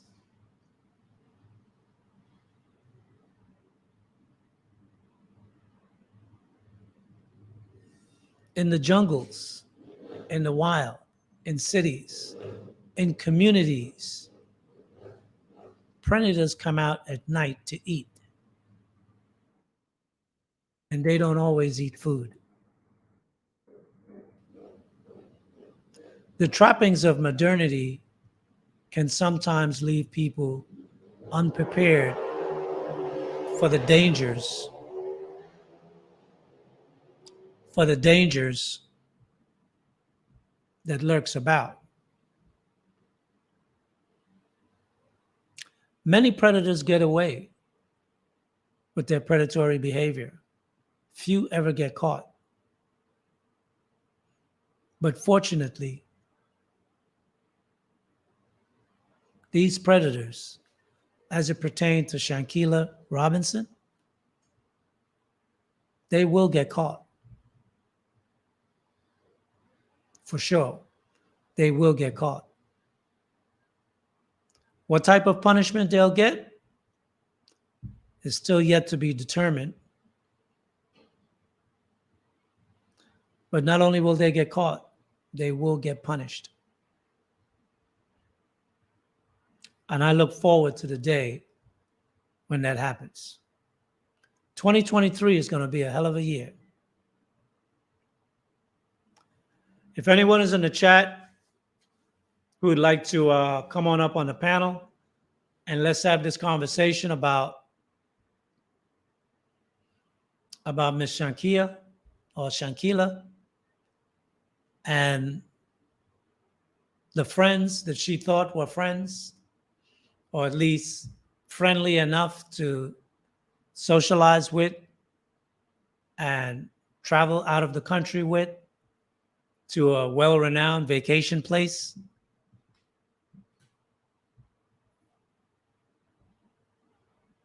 Unfortunately, they weren't that good of friends. Excuse me.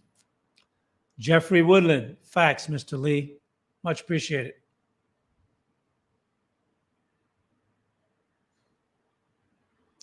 Juana Washington, KS told women to have sex after 3 dates, but God will not be mocked.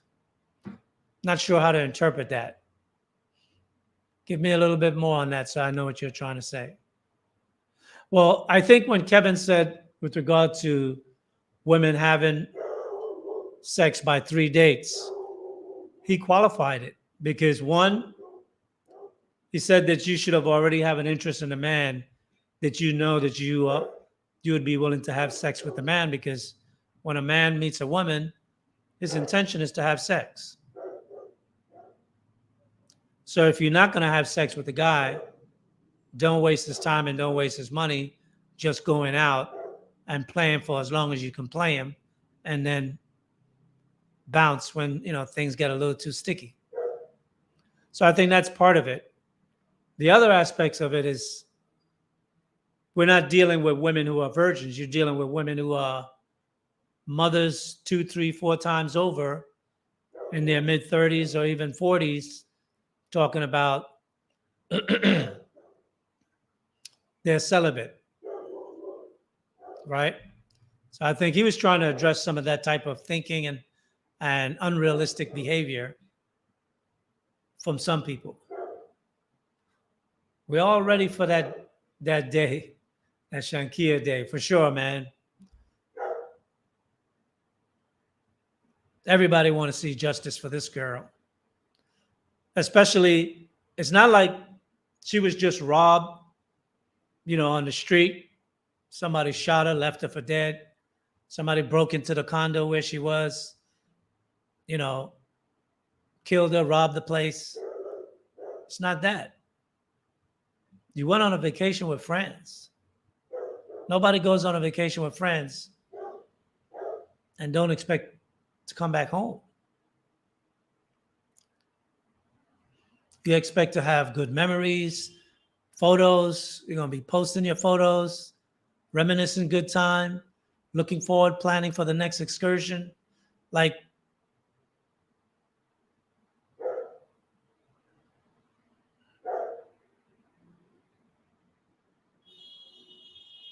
but so often today,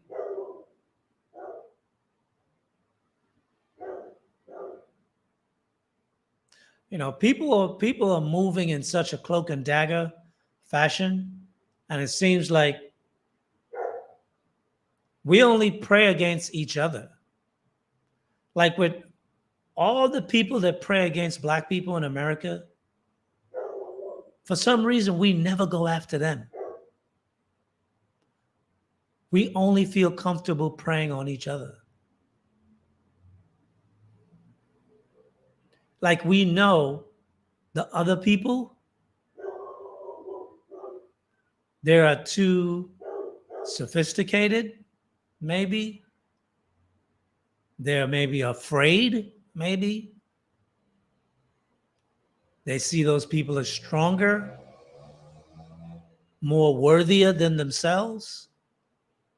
Whatever it is, it's like we only see each other, not they, we only see each other as prey, food for one another. And unfortunately, it's not like we're taking food. We're going after money, fame, reputation, all the things that are just temporal, come and go. Now, how much money you can steal is going to last you a lifetime. If you're smart enough to steal enough money to last you a lifetime, you're smart enough to build a business that will make you rich for a lifetime. That's why most people are repeat offenders, because they think small. They robbed the candy store for $300.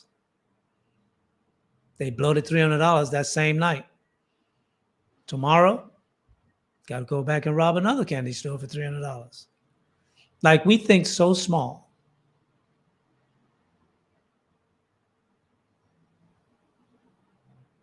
Like, who among us can, like, I don't remember if I mentioned this in one of the Sage Talk show, right? But this was back in the early summer, maybe May, June or something. There was this little white boy, 11 years old. I think he was from the Netherlands or somewhere over there in Europe. He got on his computer and he robbed like a couple of $1 billion to give to his father to pay off some bills. Like 11-year-old kid can think, my dad has a money problem. I'm going to help my dad. I don't remember, what institution, bank or whatever he robbed, but he did it. And he gave it to his dad. Now he got found out, but look how 11-year-old white kid thinks versus a 25-year-old woman or gay man who claims to be a friend. Look how they think. They can't come up with a plan where they could rip off the U.S. government for a freaking $1 billion, transfer that money overseas, put it in crypto or whatever, and just bounce and retire. Nope.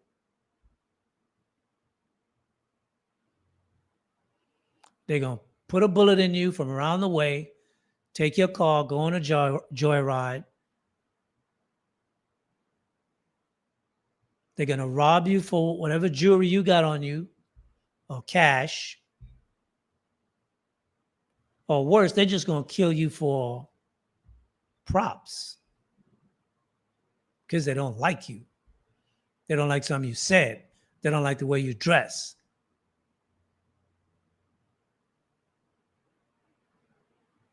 Like, we think so small.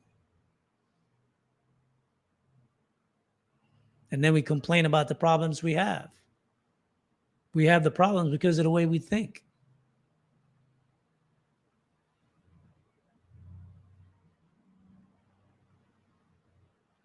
We look at each other and we see that's a person I could get over on. As opposed to if he and I, or if she and I got together, this is what we could build. This is what we could do. We don't think that way. Don't worry about spelling. As long as I can interpret it, no sweat.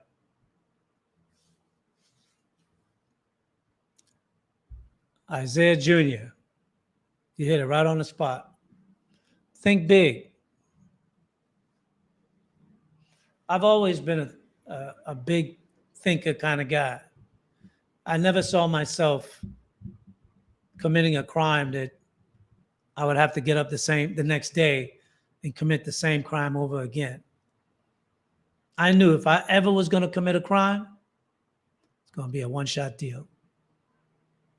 One, because I'm smart enough to do it. I would probably just need the right crew to pull it off. Somebody who could shut their mouth after they pull it off, right? That's the thing with black people. If you were to pull it off and you did it with anyone else other than yourself, somebody going to talk. They're going to be like, yo, you know what we did? Shit. We just can't shut up. We can't shut up. But I will say this, right? I was watching a portion of the lead attorney's show on this Shanquella situation, Miss Robinson. And now he said some troubling things about their court system, their legal system. But I think a lot of that is going to come under strict scrutiny because of the potential notoriety that this case will have. I think a lot of black people will have interest in how they try this case because, one, they're going to want to make sure that these people are found guilty and that they do the time, they get convicted and they do that time. And I think America also is going to want to make sure that, that they're convicted. because the black woman is the Democratic Party. What'd you call that?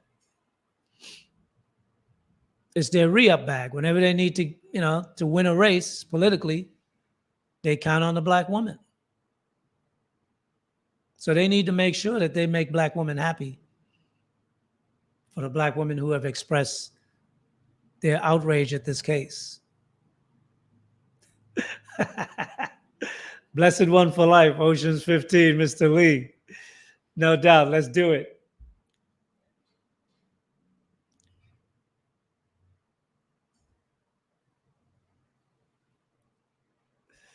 Chocolate Lioness. Well, you won't have a crew because they're going to snitch on you, no doubt.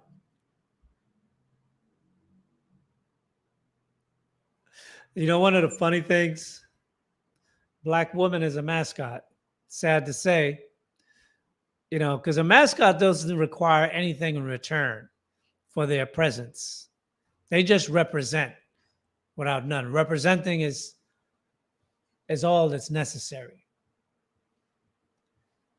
I think black women should really ask for more for what they have given to the Democratic Party. But one of the things I noticed here, and there's a jail nearby, well, in Central, way on the water side, on the other side of town. And they have cell phone blockers and stuff like that. So when you're in the area, you don't get good reception if you're within a couple of blocks. But one of the things I noticed too is that when you're in the local jail, they don't feed you, bro. They don't really feed you. I be seeing families, they go to the jail and they take food for family members that are in the jail. So whatever they give you in there, it's not enough. So if you're lucky, if you get one good meal a day, you're good to go. Now, I don't know what the situation in Mexico is like with regard to food and whatnot, but there's a lot of gangs, male and females, up in those jails. 1,500 calories. Nah, you're probably lucky if you get like 700 or 800 calories. You ain't getting that much calories, trust me. But yeah, man. So I remember when I first came here and I used to see that, I was like, wow.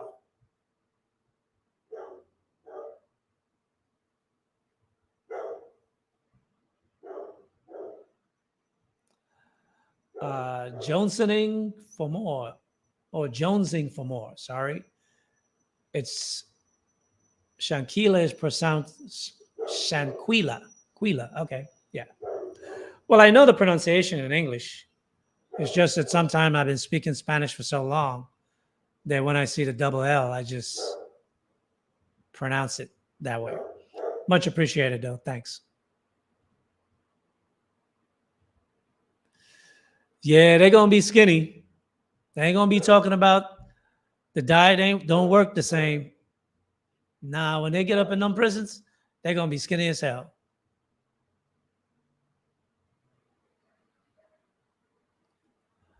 How do you condemn Democrats and Trump at the same time, though, Mr. Lee?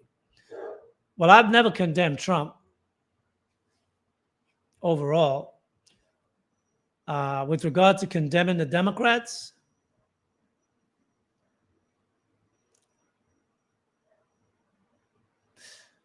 see, the thing is, I'm really on a tip of like, you're responsible for your own actions. I've never blamed the government for certain things that occur in my life. Like, even though I know there are obstacles when I was younger to some of my success, to achieving it, I didn't like sit on my ass and complain because I know there were obstacles. I just worked to see how I can overcome the obstacles and beat them at their own game. So, condemning the Democrats, I've never really condemned the Democrats either. I think black people were foolish for one, joining the Democrats in the first place. When from the time we came out of slavery, we've always fared better on the Republican side of the party. Now, they never really went out of their way to do anything to help us, but they never went that far out of their way to hurt us. The Democrats did. Speaking of that, right? I learned something new this past week. I was watching, I forgot the name of the the channel. I apologize. I should have made a note of it, but I forgot I didn't even know this subject would come up. But they were talking about not only Tulsa, they were talking about all the towns that black people had built and were successful. They were burned to the ground.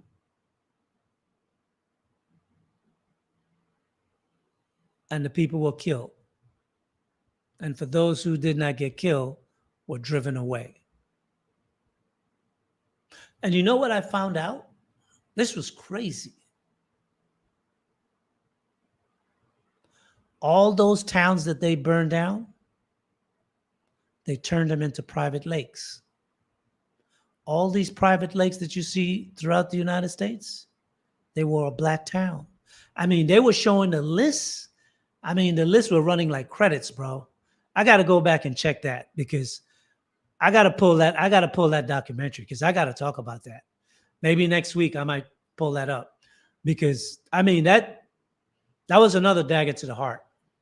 Like, I could never look at a private lake in the United States again, ever. And I love lakes. I like going fishing on lakes. I like going boating on lakes.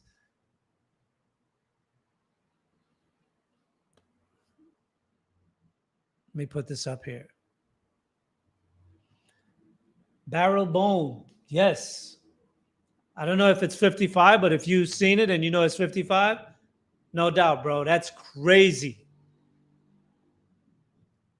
Like, I know about Seneca Village in New York and how they took over Central Park to create Seneca Village. And then part of downtown, right up the block from where the World Trade Center was, when they were digging to make something over there, they came up with a whole graveyard for slavery. Right behind, what was over there? I think that was that Church Street? Church and, damn, I can't remember now. There's Subway over there, Church and something. But it's not that far from where the World Trade Center complex was.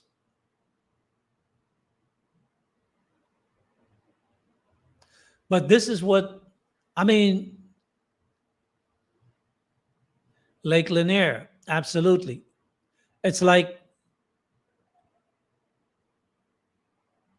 how sinister do you have to be?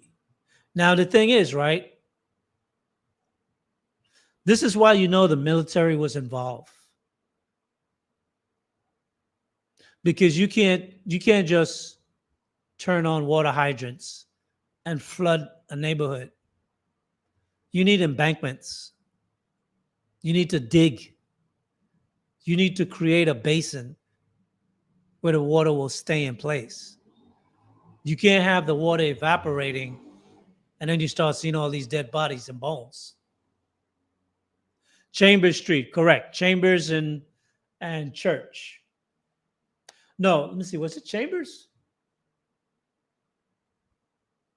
No, it's not Chambers because Chambers, was it Chambers? Chambers is the exit right off of the FDR, comes down by the courts, then it comes all the way across to the west side. So it could be Chambers. I might be wrong. Could be Chambers. Rainfire. Yeah, you might be right. I might be losing my perspective. I haven't been back to the NYC in a while. Maybe next year I'll make a trip. But yeah, man, it's like we know about certain things, but there's so many more uh, catastrophes. And you have to understand, every time there was a black town that was succeeding and they got burnt down, people got killed, families was driven away, lost everything they had, totally terrorized, lost family members, and then they flooded the area, created a lake out of it. Military engineers have to come in to do that.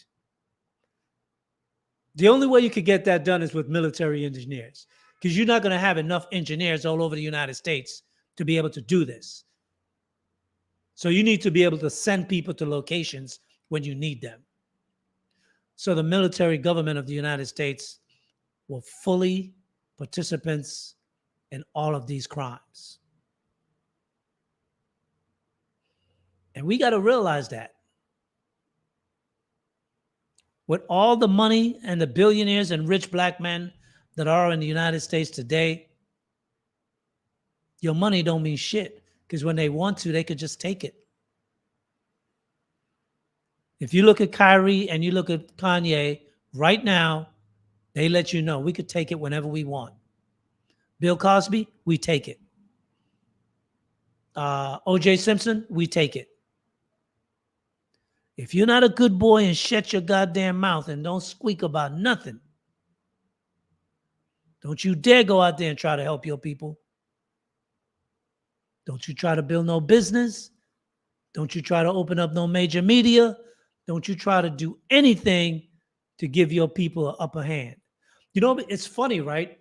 When I was younger, I used to always think, why is it that Michael Jackson always used to just make the wish come true for these little white kids that were dying?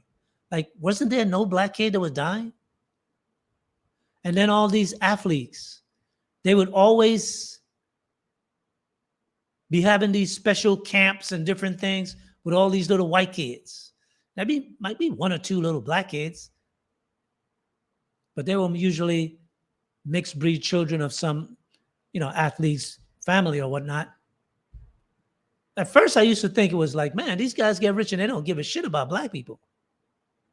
But it's a conspiracy to make sure we don't do shit for black people. Because if you do try to do something for black people and help each other, we're going to take your money. We're going to block you off from making more money. So they hold that carrot right in front of you. You want to be rich? You want to stay rich? You want your children to be rich in the next generation? Don't do no stupid shit. Don't get high and mighty. Don't think that you can help your own people. If you get any highfalutin ideas, like you think you want to help black people, we'll cut you loose.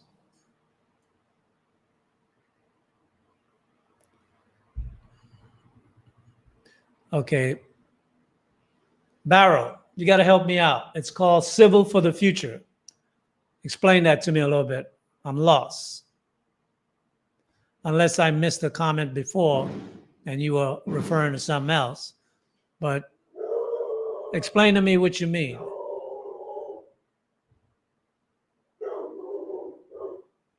Will Dickens, the system have, not you, us, any one of us that get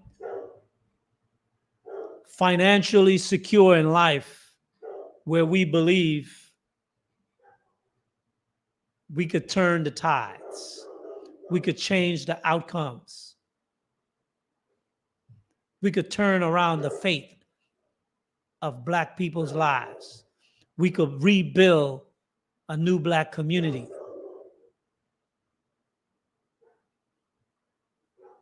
You think it's by coincidence that all foreigners that immigrate to the United States ends up in all the black communities throughout the United States? Like they're not in the Asian neighborhoods. They're not in the rich white neighborhoods. They're only in our communities. Those are not accidents. Those are deliberate. On the previous show, Army Corps of Engineers, exactly, John A. Marker, A. Maker, the U.S. Corps of Engineers. They're the only ones that have the knowledge in wide enough numbers to have executed this 100 years ago, 150 years ago.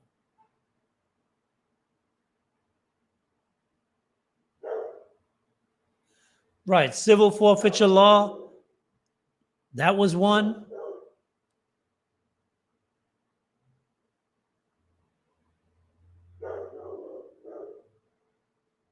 Well, one of the things is that, first of all, I think these companies should not be able to take out a life insurance policy if any of your family members or spouse is not on that policy also. And that's something that legally, that's something that they should push for legally in the United States. Like, how are you going to have someone take out a $60 million, $80 million insurance policy on you, and then you end up dead? They have a vested interest in you dying, especially if you get any ideas about going back to your community and trying to uplift your community. What? Wait a minute.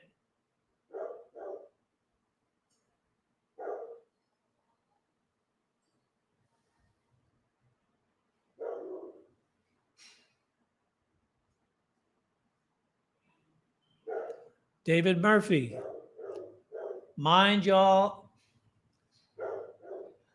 David, I'm looking at you, and I'm assuming that you're black as well, black American. Not y'all, we, right? We mostly had black senators in the South in the 1800s. Yes, we did. But they were all Republicans too.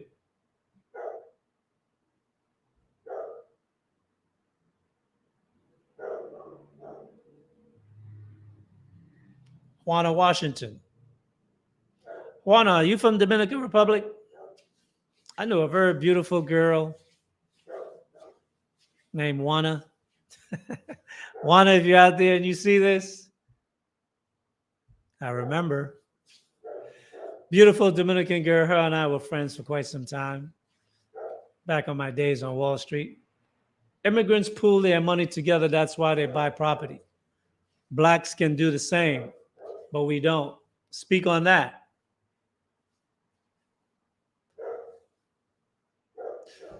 Okay, let's see. There are a lot of black people that have homes in the United States.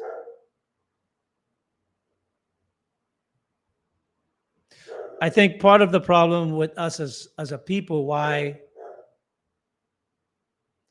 see, just owning a home is not the only thing. What the foreigners or immigrants are able to do is they understand community. So when they buy a home on the block, they also open up a business on the block.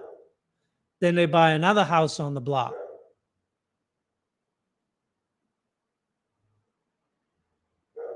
And they build continuously like that. So they're owning the properties in the community so they can have ownership over that community. Like I remember when I used to go into East Harlem, right? Like you have West Harlem is the black side of town. East Harlem is the west side, East Harlem is the east side of town, right? Anything past Fifth Avenue is the east side. But mainly from Lexington Avenue, primarily, right? Madison, Lexington, Park Avenue, and so on. When you go into the East Harlem, where the Latinos live, they have restaurants, they have stores for shopping, they have buildings that they own. They have literally a thriving community. Stores that sell piñatas and all the stuff you use to make for a birthday party and stuff like that. They own all of those stores. All the Latino restaurants that sell, whether it's Mandungo or whether it's bacalao. I love me some bacalao, right?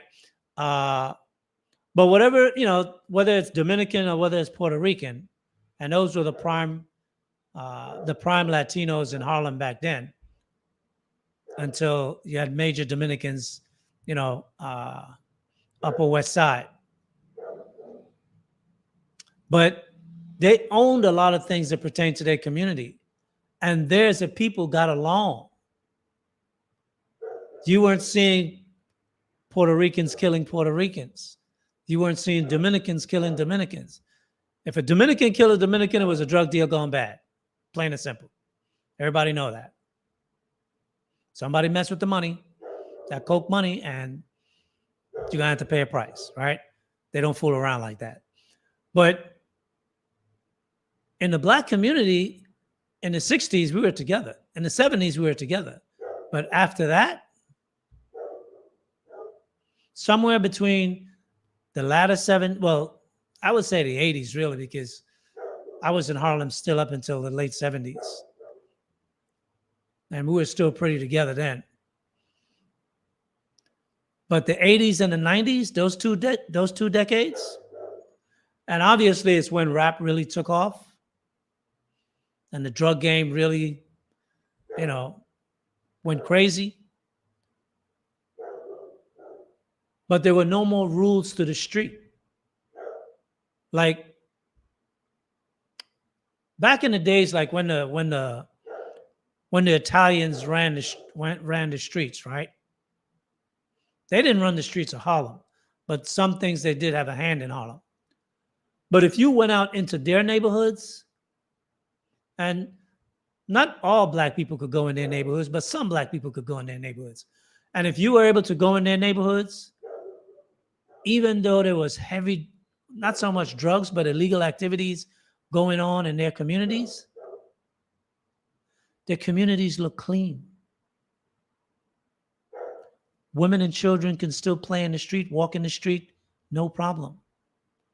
I remember in Harlem when old people would come home from church on a Sunday night or Wednesday when, Wednesdays and Sundays were big church days. So sometimes they'd be in church all day. They'd be coming on 10 o'clock at night. An old woman could come home from church and go home and nobody would bother her. If she had a couple of extra bags, one of the older guys would go help so-and-so. Take those bags upstairs. She got 4 flights of stairs to walk. As a kid, we just run that right up the stairs in 2-3 minutes. Come back down. But after a while, the community just fell apart. Nobody held things together. And I think crack had a lot to do with that because crack destroyed old and young. And what it didn't destroy, everybody else went to jail. So then the few who were surviving just wanted to put their head down and make it through without either going to jail or getting on crack. And then when the foreigners came in, they destroyed the whole community. Now, I know some people are going to say the foreigners didn't, but yes, they did. Because they brought in their own rules, which didn't go with the Black community's rules. And then when foreigners are doing drugs in the community, they don't have no reason to look out for the Black women in our community because that ain't their people. I moved out the neighborhood right when some of that stuff started. So that's part of what I saw took place. I'm sure there's a lot more to it, and there's some other brothers that can add more to that conversation. But the rap game took away the love of the Black community. And the way rap started out was about talking about our plight. But then it twisted and it became, you know, just talking about each other as though we were nothing. Men were disrespecting the women, women were disrespecting other men's women, men start disrespecting other men. And that was the idea of rap. And now, 40 years later, now we're learning that this type of rap ideology was pushed by the executives because they wanted the music which was so compelling, so influential, so irresistible to spin a message of debauchery and self-destruction and destruction of the community. Juana Washington, thank you so much for the super chat. Republicans freed the slave. Mr. Lee, speak the entire truth. Well, not sure what you were referring there. I wasn't making any truth one way or the other. I said that when we came out of slavery, we were Republicans. Someone said in the 18th century, we were senators. And I said, yes, Republican senators. So I'm not sure what, maybe you didn't hear that part. So I'm reaffirming it. But if you listen to what Abraham Lincoln said, he said if he could keep the Union together without freeing the slaves, he would have done so. And I would take it one step further. We've never been freed at all. And I'll tell you why. When the so-called Jews in Europe were under the hands of Hitler and they were being persecuted, killed in all the many ways that they have related through history, what happened when they got their freedom and the Germans were brought down? The world came together to move them 10,000 miles away from their persecutors. And the world had the Germans paid billions of dollars to the Jewish people as compensation for their suffering. And even the United States have paid $3 to $5 billion every year since 1940, whatever. Obama was such a good slave that he bragged that he gave the biggest military package to the Jews, $38 billion. I could do better than you, boss. I could show you that I love white people, boss. Please. I know my history, Juana. Appreciate the super chat, but trust me, there are a lot of things that I don't say. So where was the world when they supposedly freed black people out of centuries of oppression, not 5 years of oppression, centuries of oppression? Where was the world to come together to move us from under the hand of this beast that fed our children to alligators just so they could catch a big alligator to make alligator shoes, belts, and bags? Give me a break. Where was the world when the KKK was going around burning people's homes down, threatening people, and killing and putting the fear of white people and black people, women and children? Where was the world when all these lakes were being made, which I now come to know are black communities that were built right after slavery and early into the 1900s? Where was the world then? No one came together to get us from the hand, under the hand of this beast. Republican or otherwise, they're both the same. One just may be a little less heavy-handed.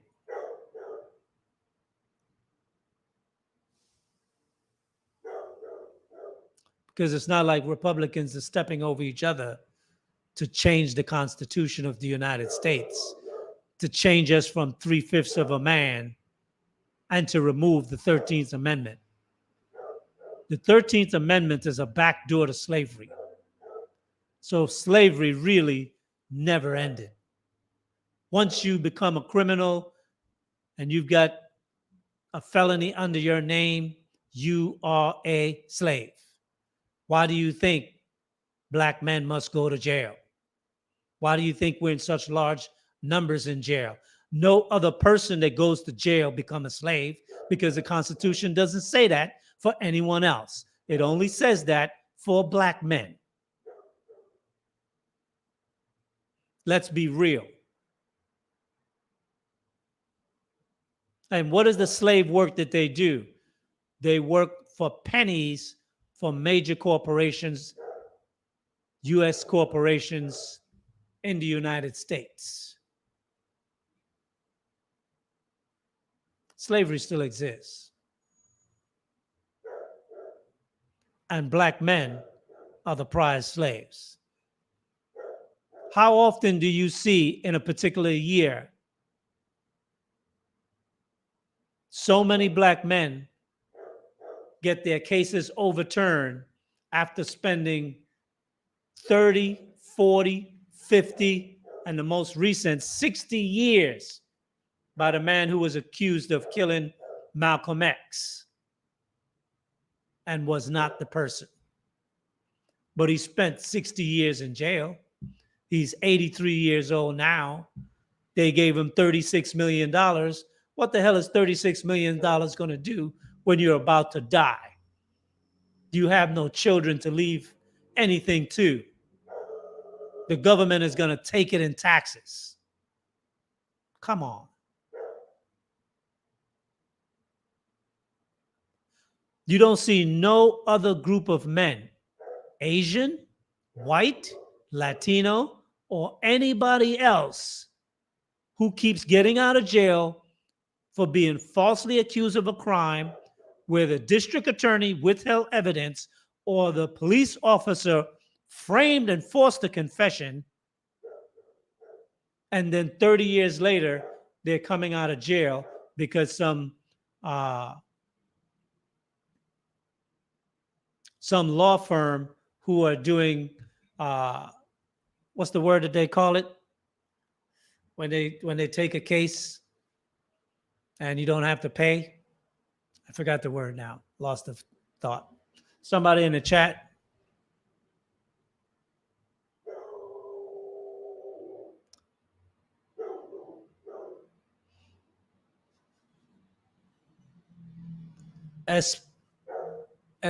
Escapitis? I'm not escapist protocol. I'm not familiar with that term.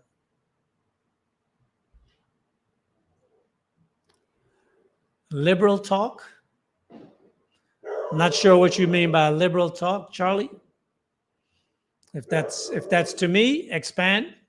If it's to someone in the chat, do your thing. No problem there. Liberal, I'm not. Trust me. I'm an Israelite. I'm not a liberal. Trust me. But I will say this. These are facts. You could go and look it up and see how many black men were released this year from prison. Was it last year or this year? Was it last year?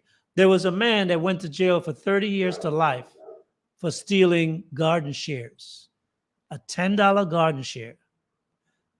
And the governor had to give him a reprieve to pardon him to get out of jail because the parole board consistently kept sending him back to jail. After 30 years. Wasn't a violent crime. Who gets 30 years for stealing a $10 item? Black men. Not white men. Or not no other type of man. Pro bono, yes. Thank you. Blessed one for life. Yes, pro bono. Thanks a lot. Appreciate it. Well, legal aid is Francis Dollarson. Legal aid is part of the institution that works with the government to provide you with an attorney when you're first accused of a crime. I'm talking about those who have been convicted and then later insist upon their innocence, and various law firms may come together to fight those cases to provide people with top legal defense to help them prove their case to be false, that the conviction was false. Juana Washington, I respect you, Mr. Lee. I cannot listen to this victimhood talk, though. So you telling me if a cop snatched you up on the street tonight, framed evidence against you and put you away for 30 years, that's victimhood? And then the government give you $36 million later, that's victimhood? So you have to call victimhood something that's a real victimhood. This is, yes, Project Innocence. Thank you, Barrel. Project Innocence. That's the one I was thinking about. But let me go back and read Juana Washington's super chat. And thank you for the super chat. But definitely, I'm listening to the things that you're saying. But are you being genuine in your understanding? How long have you been in America? Juana is a female's name, so I'm assuming you're a woman. So obviously your perspective would be different than a man's perspective, a black man's perspective. But don't you have brothers? Don't you have cousins and uncles? Don't you have male friends or male members of your family that live in the United States also? Black people killing each other, and you're still talking about white folks like you're God. If you interpret me as being God, maybe my words may have that effect. But that's how men of authority speak. So the effect is received. I see that. I spent the first 3 hours, well, 2.5 hours talking about black people killing black people, didn't I? At least I believe I did. Unless you weren't here for the first 2.5 hours.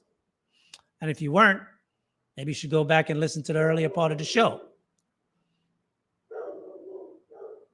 But I'm talking about facts. Do you have something against facts? Or in your mind, facts is victimhood? 55 lakes that are not lakes, that are black towns that were buried, that white people burned down, and the U.S. military came in and engineered those towns to become lake, and then they flooded it. Where's the victimhood? I just found out about this a week ago. Where's the victimhood? Stop using talking points that you don't know what it means. Shut the hell up and listen for a change. That's why God gave you 2 ears and a mouth. I'm not a victim kind of guy. Never have been. I've made more money in your life than you can even see. Than you can see, feel, and touch in your whole life. Trust me. You ain't gonna get no victimhood from me. I've battled against white people in every facet of my life and career, and I've competed, and I've succeeded and thrived, and had received awards for my accomplishments. So you ain't getting no victimhood from me. But I think a lot of times people like to use words and they don't know what the hell they're talking about. But you use that shit with me, I'm going to check your ass. I appreciate the donation, but I'm going to school you today too. Anything you want to talk about? I'm 60 years old, man. I know more about anything that you can even come up with. Unless you're 60 something and you old as me, then we can talk. But if you're not, sit your ass down and listen up. Because I ain't no goddamn victimhood kind of guy. And if you've been listening to my show for anything more than 2 shows, you know I don't speak that way. But I'm not going to have you come over here and talk this crap like the death of black people is an insignificant thing. And yes, we got our problems. And I've spent the first 2.5 hours talking about black on black crime and that I want to see justice for Miss Shanquella Robinson. Absolutely. Or Shanquella Robinson. I've spoken to that. But somehow the conversation came up to deal with politics and black women voting for the Democratic Party and these different things. So I touched base on a couple of stuff. And then something came to mind that I was checking out earlier. So if you're unable to listen to facts, I'm sorry. I would hope that one day that you don't have a child or someone that you care about, that they get railroaded through the court system. Because it can happen. And it does happen. And you should maybe take a few hours out of your evening tonight and punch in how many cases that have been overturned throughout the United States of black men who went to jail for a crime that they did not commit. And then read all the stories. I bet you couldn't read them all in one night. Or I guess you might think that's victimhood too, right? You know what most of those men said when they came out of jail? They don't hold anything against the people who put them there. They're a bigger man than I could tell you that much. I would not have said that. Or maybe they were just broken. But nonetheless, they were gracious. Something that you seem not to be able to do. You know, when another nation kills a person of another nation, you know what that is? That's a declaration of war. That's a declaration of war. I would like to hear you tell the so-called Jews, those white people, when they talk about the Holocaust, that they're talking about victimhood. Go tell them that. What's your career? What do you do for a living? They'll shut your career down in a heartbeat. You either start your own business or you be making $25 an hour. Last time I made $25 an hour, like 1981. 1981. But I'm not going to get on you anymore. But, you know, I just don't like this type of disrespect. Don't do it. Don't do it here. You want to accuse me of something? I can be checked. Trust me, I can be checked. But I'm talking about black men who have suffered that didn't commit a crime. I'm talking about them. I'm not talking about me. Where's the victimhood?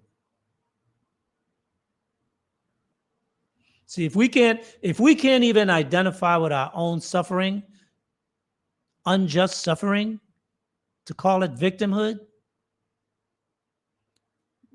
that's one of those words that cause you to devalue yourself. Remember I asked that question earlier in the chat, guys, in my conversation? How could someone put a word in your head to make you think something that they want you to think? Juana showed it. Victimhood. She is unable to see when someone has suffered a crime against them for something that they didn't do. That's like the cop stopping you for speeding and you wasn't speeding and he gave you $100 ticket. Sure, you'll probably pay the ticket because, taking off time to go to fight it in court, you lose more money, depending on how much money you make, an hour, you lose more money going down to the court. Just pay the damn thing and keep it moving, right? But you were saying in your mind, damn, that freaking cop, you know you weren't speeding. You're going to say something in the back of your head about that. If you were to tell your wife or your husband, you know what happened to me today? And then they turn around and you say, oh, you just victim blaming. What? Come on. We need to be able to call a spade a spade. If it's real, it's real. If it's right, it's right. If it's not, check it. I'll be the first one to be on your side and to check bullshit or to check victim blaming or any of that stuff. But I'm talking about black men who did nothing but being in the wrong place at the wrong time. Can you imagine being accused of killing Malcolm X? I'm even surprised he survived living in jail. Malcolm X was a loved brother.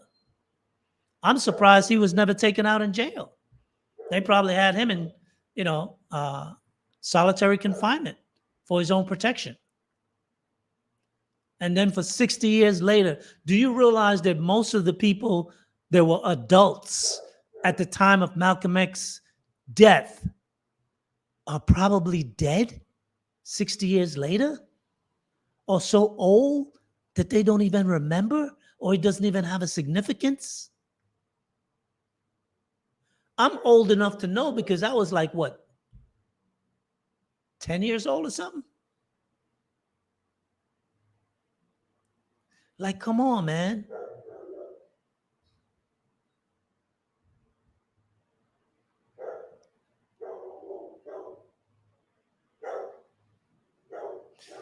Okay, says, no disrespect. No, I didn't take it as one. Don't worry about that. Mr. Lee, but black is not a nation. I was born and raised in the South. My family members were killed by blacks, not whites. Okay? One of my favorite uncle was killed by a black man too, not a white man. But it doesn't mean that I can't point out facts. I can point out facts of what black people have done to black people, and I can point out facts about what white people have done to black people. If you are unable to do that, you have a one-sided bias, right? And the main thing when you say black is not a nation, white is not a nation either, but they go by white. I'm not sure how much study you have done, but if you go back and study ancient maps and countries, let me see. Do you know what the word Cushite means? The word Cushite means black.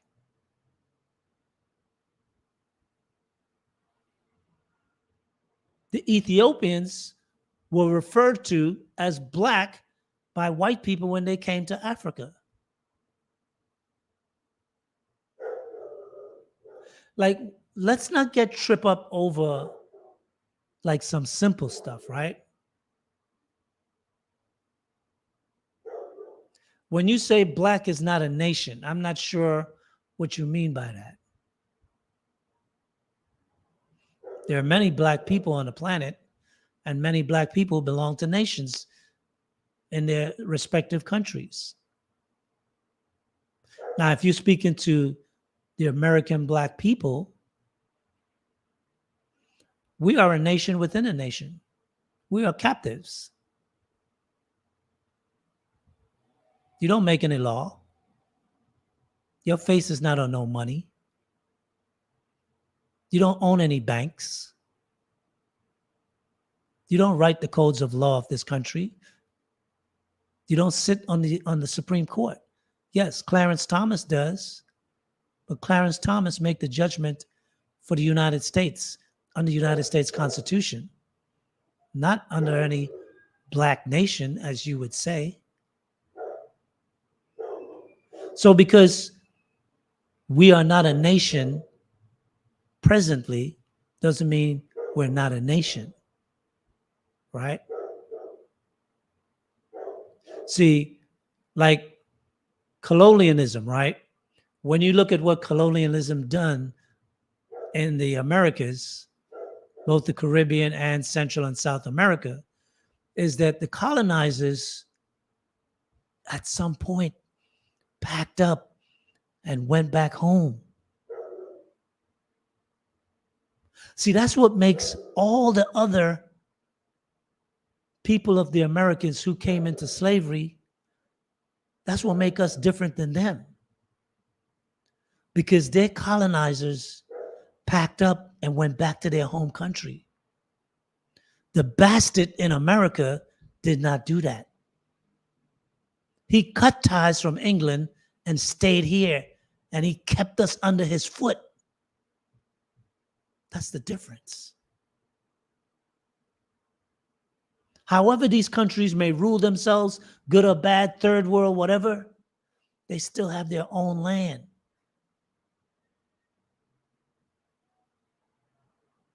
However they may be manipulated by the IMF, the WTO, and the World Economic Forum, WEF, they still have to be manipulated. We just had the assassination of the president of Haiti just a few months ago. Americans' fingerprints was all over that. Like, do you read? Do you have an analytical mind? Do you think about the things that you say before you say them? Black is not a nation. Are you ignorant? Yes, I'm not taking anything away from you for losing a family member. I've lost family members too by black people. And in my career, if you heard me speak, white people have been more influential in my career and success than black people have. Doesn't mean that I can't speak to the atrocities that were done to others of my people by their people. And if you can't see that, you got a problem. You got to open up your eyes a little broader.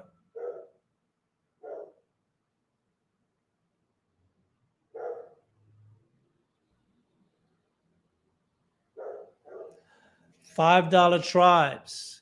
Yeah, there's a lot of stuff, man. $5 Indians. Do you know that the white man have made 450 treaties with the North American Indian and not kept one of them? You want to research that? Talk about victimhood. You want to research that? Then go tell the North American Indians they're a bunch of victims.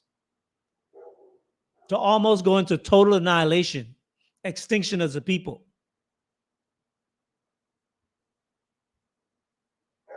And then have a white person to tell you, go back home to where you from. When the Indian man is looking at him like, are you for real? So come on, man. We need to be able to look at the truth and call it the way it falls. You know, it's like being an umpire for a baseball team, right? If it's a strike, it's a strike. If it's a ball, it's a ball. If it's a home run, it's a home run. Call it down the middle. When black people fuck up, I'll be the first to tell you. Matter of fact, Sage Talk is all about talking to black men to help them get their shit together. That's the whole purpose of Sage Talk. I really don't even talk to women. There are times when the subject matter may spill over, and I welcome their participation and their support. But I'm talking to men. And I don't take no shorts, and I don't take no excuses. Leave your excuses at the door.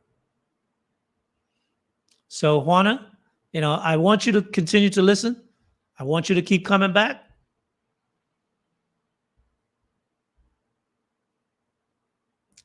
Okay, let's see. You have another one.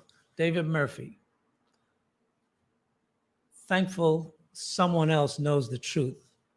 Blacks need to know the truth. No disrespect to Mr. Lee. He's old school.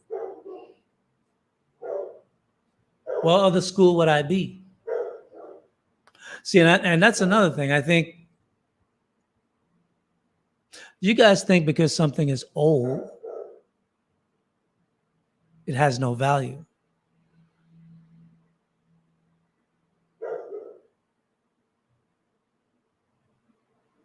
What you'll find out is that the things that are old are always the thing that have sustained value and have always sustained value. The way in which they destroyed the black community in the 80s and 90s was to get rid of the old folks. Yeah. They were either on drugs or in jail. You know, they weren't old then, they were young, but they became old. You know what happened to those who fought for civil rights? When you say they put a bullet in Malcolm X's head and then they put a bullet in Martin Luther King's head, and then when you sit down at the negotiating table, they say, okay, this is what we're going to do here. This is what we're going to. Any objections? No, boss. No, everything is good. Yeah, that's what they did. That's what they did. That's what they did. See, because you weren't around, you don't know. You don't know. The sad truth is, they're going to do it to you when you get older too, because you think being old school is a fool. Unfortunately, I just did a stream last week talking about why OGs are important to the new leadership of young black men. That was my stream last week, 2 weeks ago.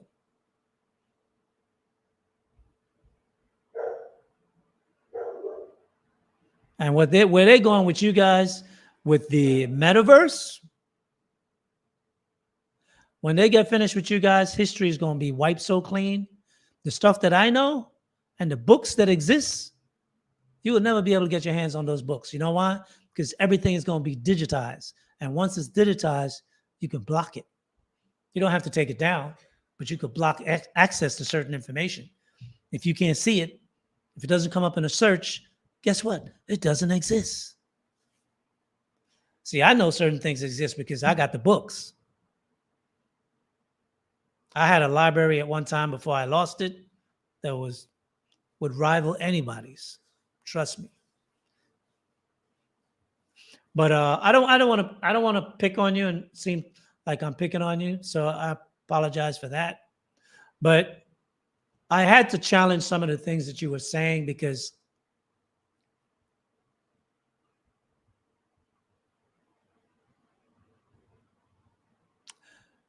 the young people are good for a war.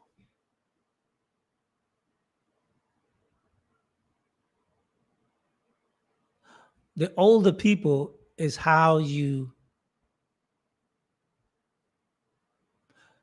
negotiate the deal at the end of the war. See, young warriors, they can't negotiate deals because they don't know enough information. What's a good deal from a bad deal? How do I know that? What do you hear a lot of rappers say? What do you hear a lot of rappers say on their first 1 or 2 contracts? Yo, I didn't know better, man. I just signed it because, I wanted to make that money. I knew my rap was tight, yada, yada, yada. But, he took advantage of me in that first contract. So now I got my own label. I'm working with so-and-so. Yeah, because you don't know no better. So those who have expertise and experience over you will always take advantage of the youth.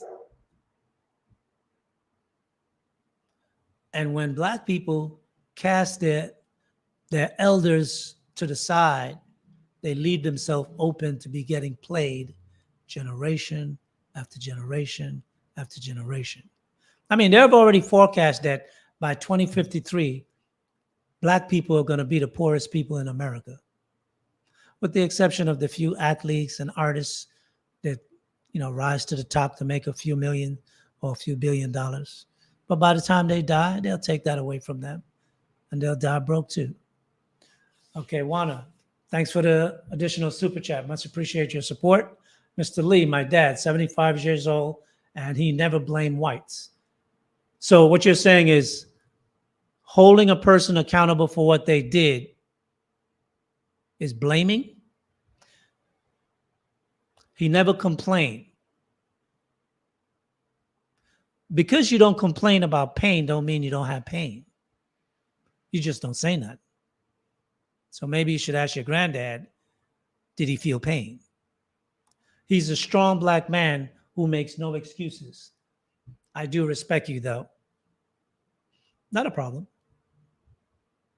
I wouldn't doubt that he's a strong black man, but he may have did you a disservice because he was unable to articulate the truth to you. And because he never articulated the truth to you, you never got to see the other side of the story. Just because someone don't complain don't mean they're not in pain. Telling the facts is not blaming. If you won a race and you came in first, are you blaming the other guys because they ran slow? What are you saying?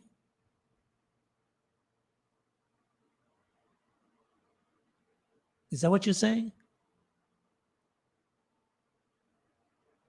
If you run a race and you come in first,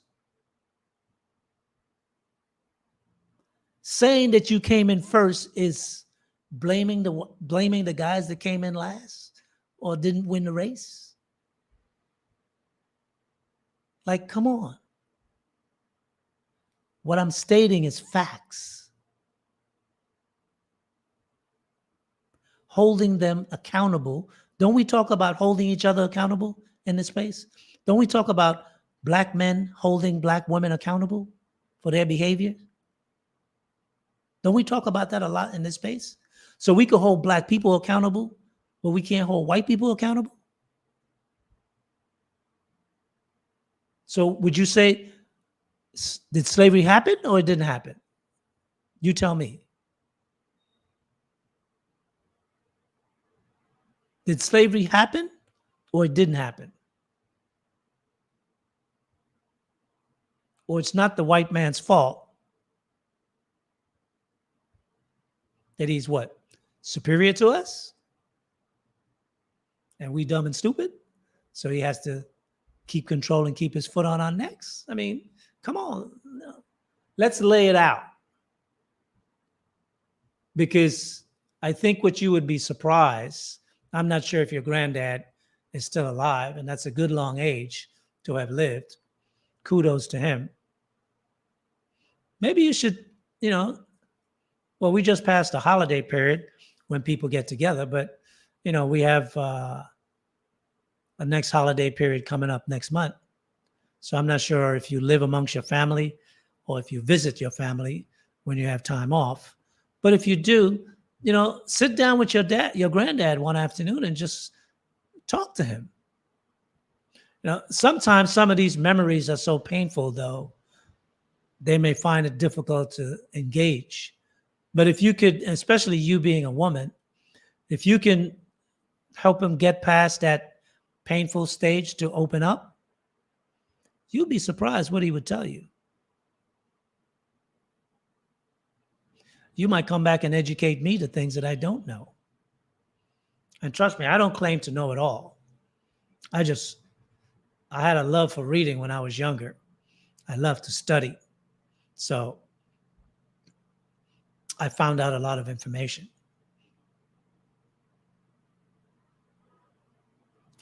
Juana, Mr. Lee, my father owns his own business, and so do I.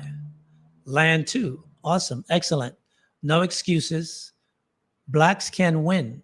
Stop preaching our lose. Stop preaching our losses. Okay.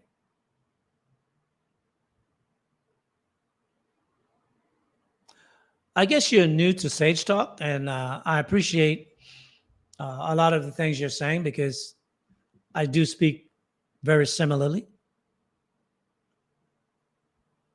I'm not one to dwell on negativity, if that's the proper term for this discussion.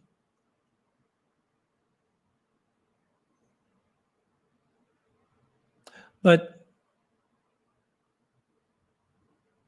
I want to see not only you have your own business, all your neighbors around you who are black to have their own business and have land too. That's what I would like to see. Well, 1 second. Let's see. Meyer 963. Juana is a troll. I don't know if she's really a troll or not, but she's contributing to the show, which I truly appreciate. So she has a point of view. She wants to express it, and she's paying to express it and to have this dialogue with me. But I think you have to understand something also, Juana. I speak about black men winning a lot. Maybe you should maybe go back into the archives and look at the first series of shows that I started way back in January when I started on the leadership series, or any other topic that you might find. Go to the playlist in the Lapeef Network, and when you see the videos that I have, I think they're about 60 or more, and you can listen and see what's my perspective. I don't come from a perspective of a loser minded, nor do I come from a perspective as black people can't win. Matter of fact, we've always been the winners. Most of the inventions in the United States were invented by black people. Unfortunately, we did not get the credit, so we don't have the wealth, right? I spoke about that as well. But there's an old saying, for you to know where you're going, you have to know where you came from. And that's so you don't go in circles. And what that means is like paying respects to your ancestors who came before you. If you can't value the blood that your ancestors have been spilled of your ancestors in this country, for however it happened, but particularly by those who have had us in slavery. If you can't acknowledge that, what are you going to teach your children going forward?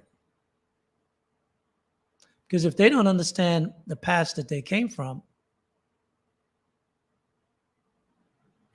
they're liable to get played. See, one of the things about white people, they teach their kids their history. How you think racism and the discrimination still exists today? There's no 400-year-old white man from 1619 still walking around that all white people go and sit down and talk to. No. They teach themselves every generation. Doesn't mean that white people won't treat you good or you won't have good relationships with some white people. But there's also an infrastructure that needs to be dismantled, that needs to be dealt with.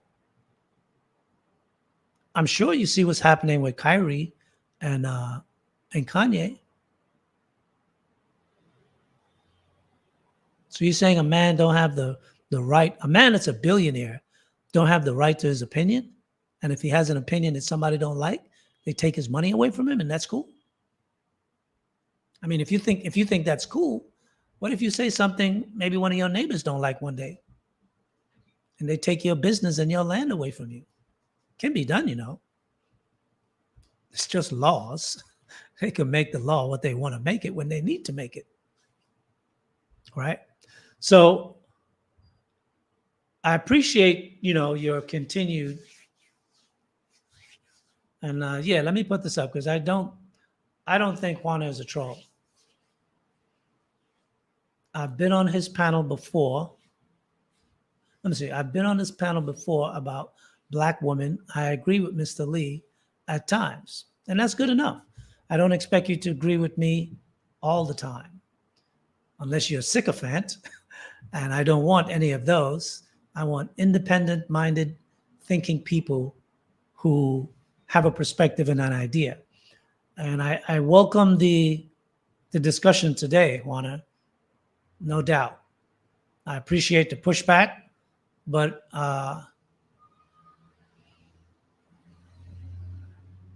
Every story has two sides.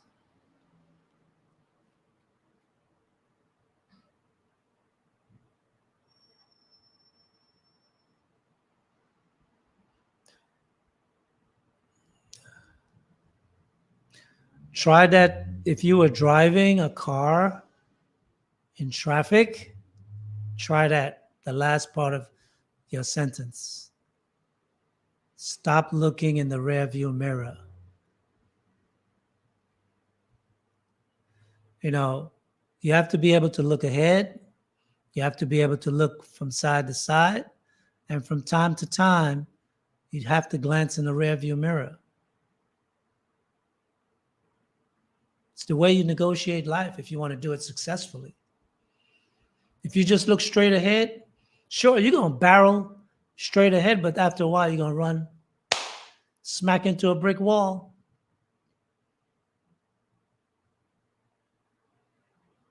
Because this world, people set traps for you. And it's not always a white person that's going to set a trap for you. Could be a black person. Could be an Asian person. But I think you're of the mind that the only way we can win is if we don't remember our past and we forget it. Why is it that the president's birthdays are celebrated every year in the United States when George Washington was the first president from like 17 something? Why is that? How is it that they get to celebrate their great heroes? Our great heroes are all dead. They were killed. We never got to see them become greater all they could be because they got taken out. We don't even get the ability to reminisce, good or bad. You know what conversations like this should do for people like you and others, everyone in the chat, not just you. It should be motivation to be even better. Because we have a rich, strong history that have overcome generation by generation. Don't care how much was thrown at us. The reflections show you the strength that we come from. You interpret it as weakness. That's the difference between me and you. I don't see it as weakness. I see it as strength. I dig into the strength of my ancestors. With all that had been done to us as a people, we're still the richest people outside of white people in the United States.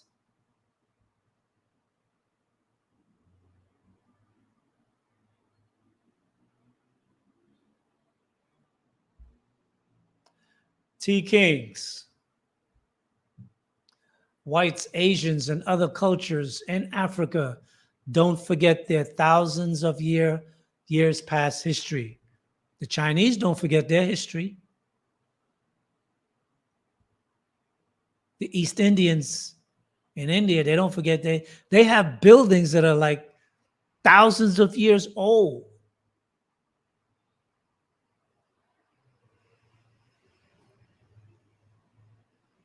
So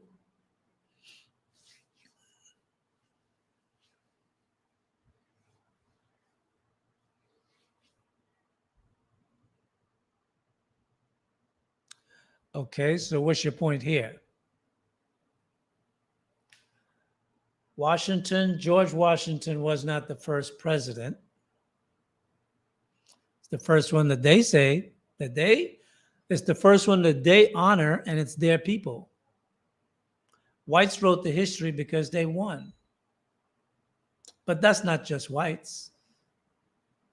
When the Arabs won, they wrote the history. When the Chinese won, they wrote the history. When the Japanese won, they wrote the history. When the British won, they wrote the history. Like, the winners always get to write the history that they want. How even a level they will make that playing field to regard those who lost. They can't empower the losers because the next generation might think that, wait a minute, maybe we could come back and take this thing back. So they have to write it to make themselves look like they're unbeatable, undefeatable. So yes, but we understand all these things. So the point of fact is, I wanted to talk about, well, the conversation went to a space where I was discussing things that just came to my knowledge. I love lakes. I like going swimming in lakes, fishing in lakes, boat paddling in lakes. I like being on lakes. And when I found out what many of the lakes of the U.S., what they were really made from, that was a shocker. So I wanted to share that with you guys. And I thought maybe you would be able to feel the pain like I felt the pain of my ancestors. They were slain in this fashion, and their past was hidden underwater, where you couldn't even see no remnants of it above water. At least Tulsa, we know where that at. We know some of what happened.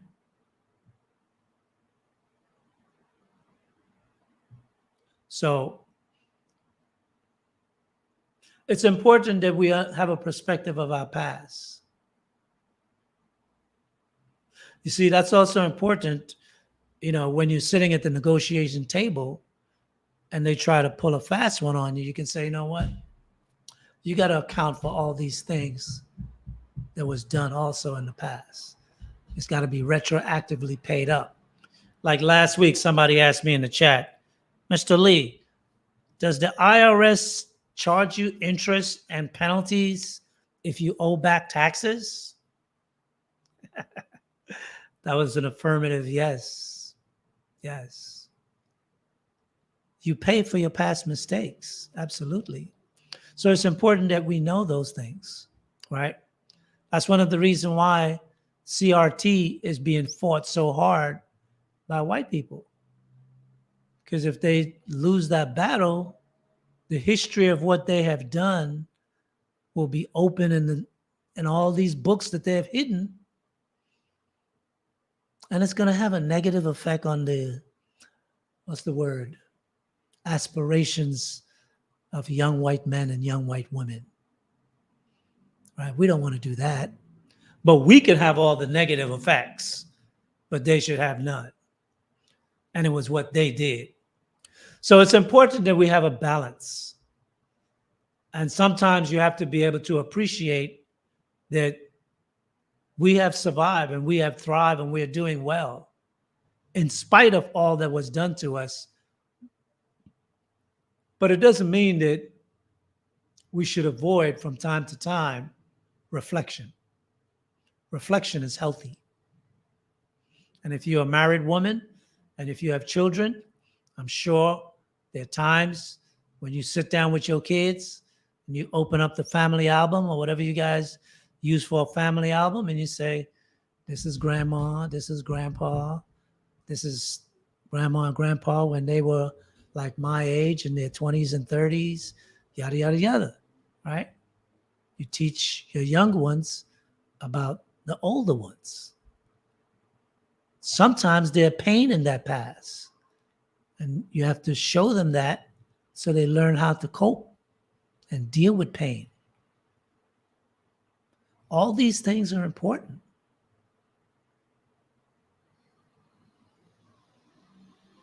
So I'll leave it at that. CRT is a whole other story. Check into that on a bit more deeply. Yeah, matter of fact, I am going to be checking into that probably next month. I'm going to be doing some more research on that. I'm not sure if I'm going to talk about it specifically, but there's some things that I do want to talk about going forward.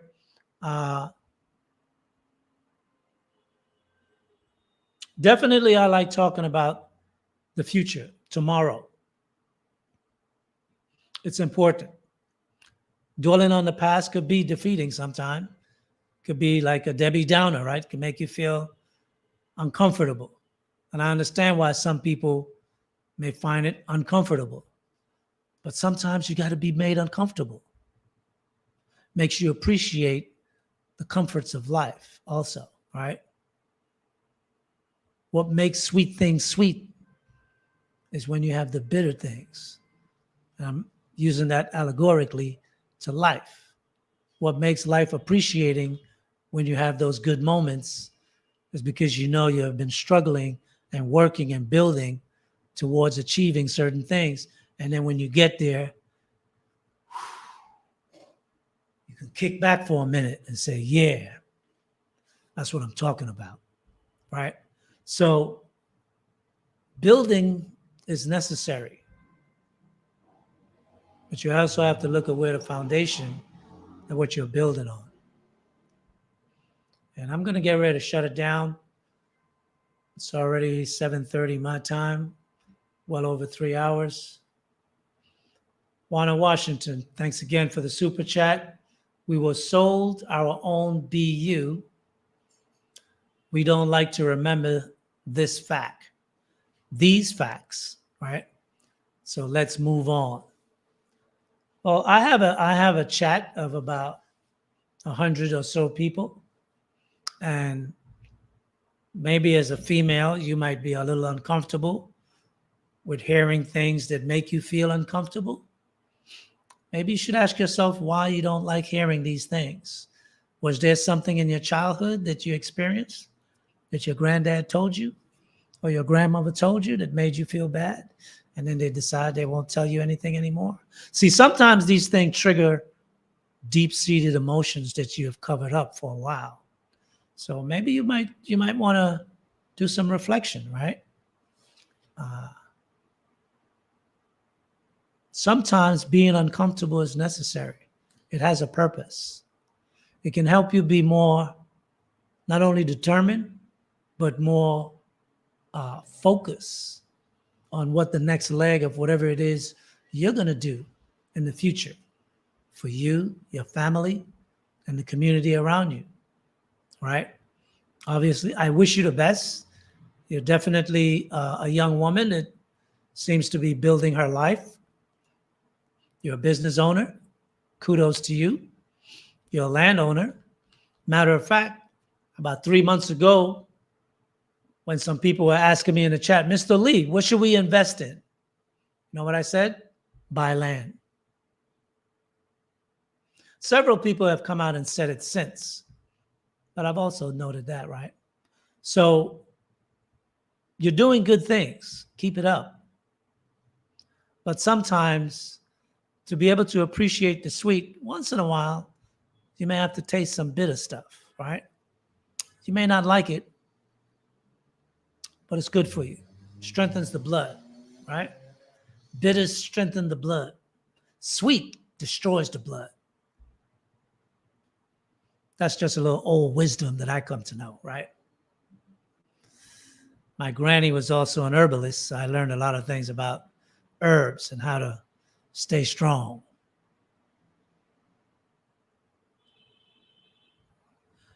Ouch. Meyer 963.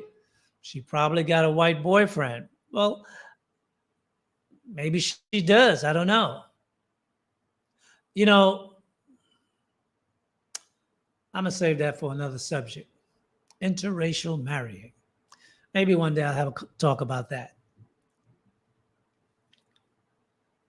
If she does have a white boyfriend and have children and is married, well, definitely I can understand why bringing up a subject like that would be touchy, because she can never say nothing to her husband. See, in a man-female dynamic, information only go one way, most of the times. See, when a black man marries a white woman and have a mixed children, the children will have a more balanced upbringing because that man have the dominance in that relationship with the woman. Even though the woman might have the ability to pull the ripcord, you know, she could pull the white card. But if she care about the family and the husband and the children, she's not going to totally look to destroy her family. She might just use threats once in a while to exhibit some form of power in a relationship.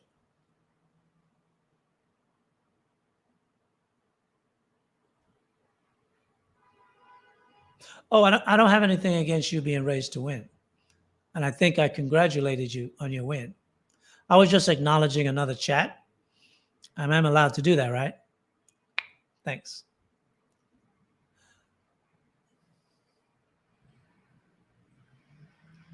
Well, I think, in general,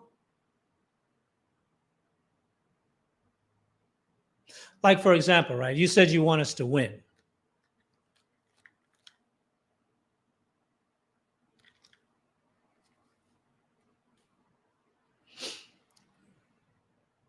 When the Civil Rights Bill was being signed and negotiated,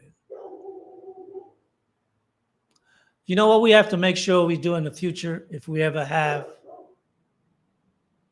a reconstruction in America again? That we don't get bamboozled to make white women a minority. We got played. And then we didn't make a clear definition of the things that were going to be given to black people under the civil rights to compensate them for the non-civil rights errors, ERAS, errors, time pass, and not just group everything under minority,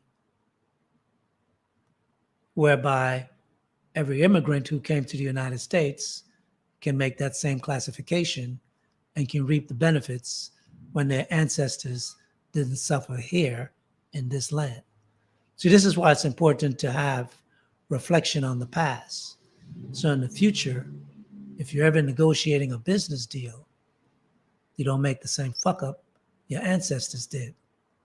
This would not only guarantee you win, but it guarantee all of us winning, right? So it's important.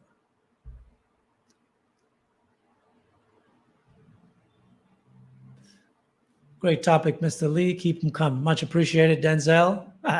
Denzel. Thanks for the super chat. Much appreciated. In any event, and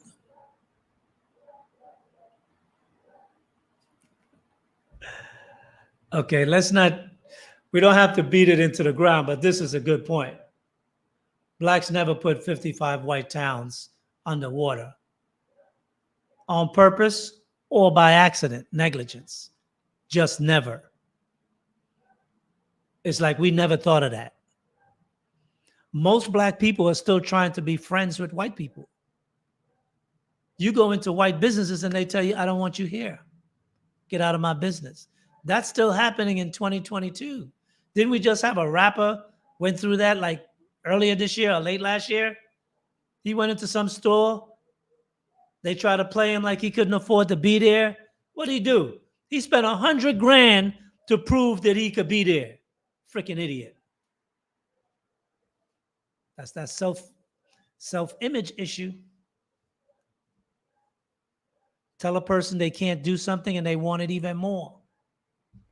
Tell them you're not good enough to be here. What do you do? He'll spend $100,000 proving that he deserved to be there.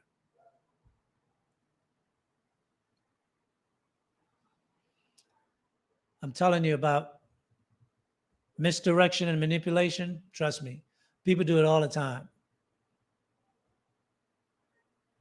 We need to learn how to do it effectively on mass scale. First thing though, you need to check your emotions. You need to check your ego. And then you need to learn the proper skills. As men, I'm not talking to the women because it'd be more, women have their own skills on what they do anyway, and they're good at it, right? But I'm talking to men who seem to have like a gap of certain information missing for them because they came up in a period of life where they either didn't have a father, didn't have father figures, or didn't have strong male role models in their life. So they missed a lot, right? So I'm trying to help fill in that gap wherever I can.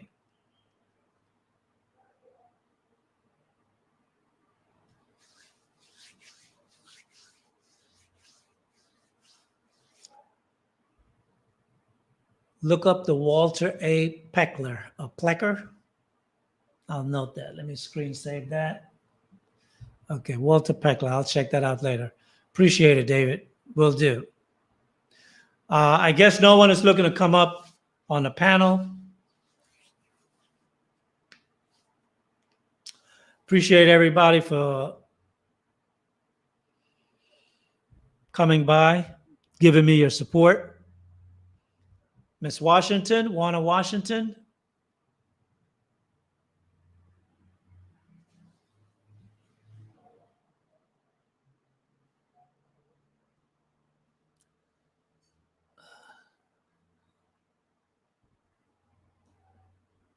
Miss Washington, I understand that you're a female, and I understand the need to be right, like Kevin, the Godfather, has so often said about our sisters. But if you don't have a white boyfriend or a white husband, all you need to say is, I don't have a white husband or a white boyfriend.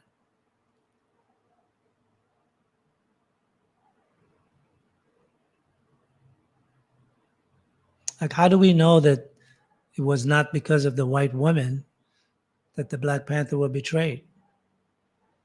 I mean, the NAACP have always had white Jewish lawyers. How has that served us? Didn't serve us good in the negotiation at the civil rights after we won the civil rights. They negotiated themselves some good deals, but we didn't get no good deal out of that. We got the freak screwed out of us. So, just temper down the emotions a little bit. I'm definitely not trying to attack you. I just tried to address things on both sides. I understand you're being raised with a very positive outlook on life, but having a positive outlook does not necessarily mean you don't see the sun rise and the sun shine. You don't see storms. You don't see tornadoes. You don't see earthquakes. They happen. And you can't walk through life acting like they don't happen. You have to recognize that. You got to pay them their respect. Because if you don't respect a tornado, don't be near one when they come down. You don't respect an earthquake, don't be in that city when the earth starts to shake. I recently went through an earthquake just last November. My whole apartment. I had just finished doing something. It's around midnight because I like working late at night. And I had just closed down my office and walked out of my office, going to the kitchen to get something to drink. And all of a sudden I heard clack, clack, clack, clack, clack, clack. I'm like, what? I looked behind me and I saw all the tiles just buckling, thrown up in the air, coming at me. I just ran straight out the house. So yeah, you got to respect them powers when them powers flex.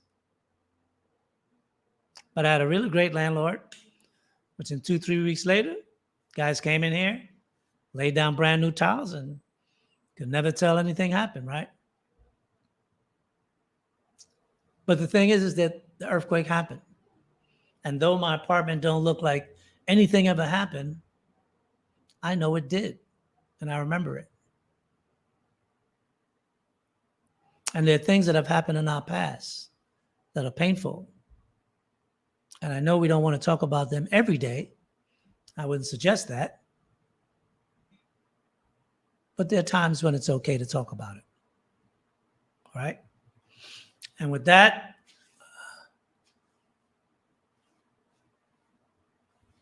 okay. He was the vital statistics for each state. Okay, I'm going to go check that up and read about it. Appreciate it, David. I want to thank everyone for stopping by again at Sage Talk. Appreciate you guys giving me your kind ear, taking time out of your Sunday afternoon and evening to listen to me rant about whatever. Miss Warner Washington, I appreciate your participation today so actively. I don't remember you coming up on the panel. That name, I would have remembered that name had you came up on the panel, but you know, maybe I forgot. But sure enough, if you decide on another subject to grace us and come up on a panel where the subject is open to both men and women, I would love to see you and hear some of your other perspective as well. You sound like someone that could offer this community here in Sage Talk some valued points of view with regard to how you've achieved some of your success. Because I'm sure there are other women in the chat that maybe you can help point some of them in the right direction. So much appreciated. I look forward to your coming back again next week, if you so desire. Chocolate Lioness, good night, Mr. Lee, chat and the chat. Great show all. Have a good one. Snuggles. Keep it soft. Keep it gentle. Have a good one, everybody. And pray for Shanquella and her family, her mom and her dad. And pray for her that she get justice. And those who have took her life in such a treacherous manner, that they get everything coming to them. And with that, I'll say good night. JR, you want to grace us with some music going out? Appreciate it.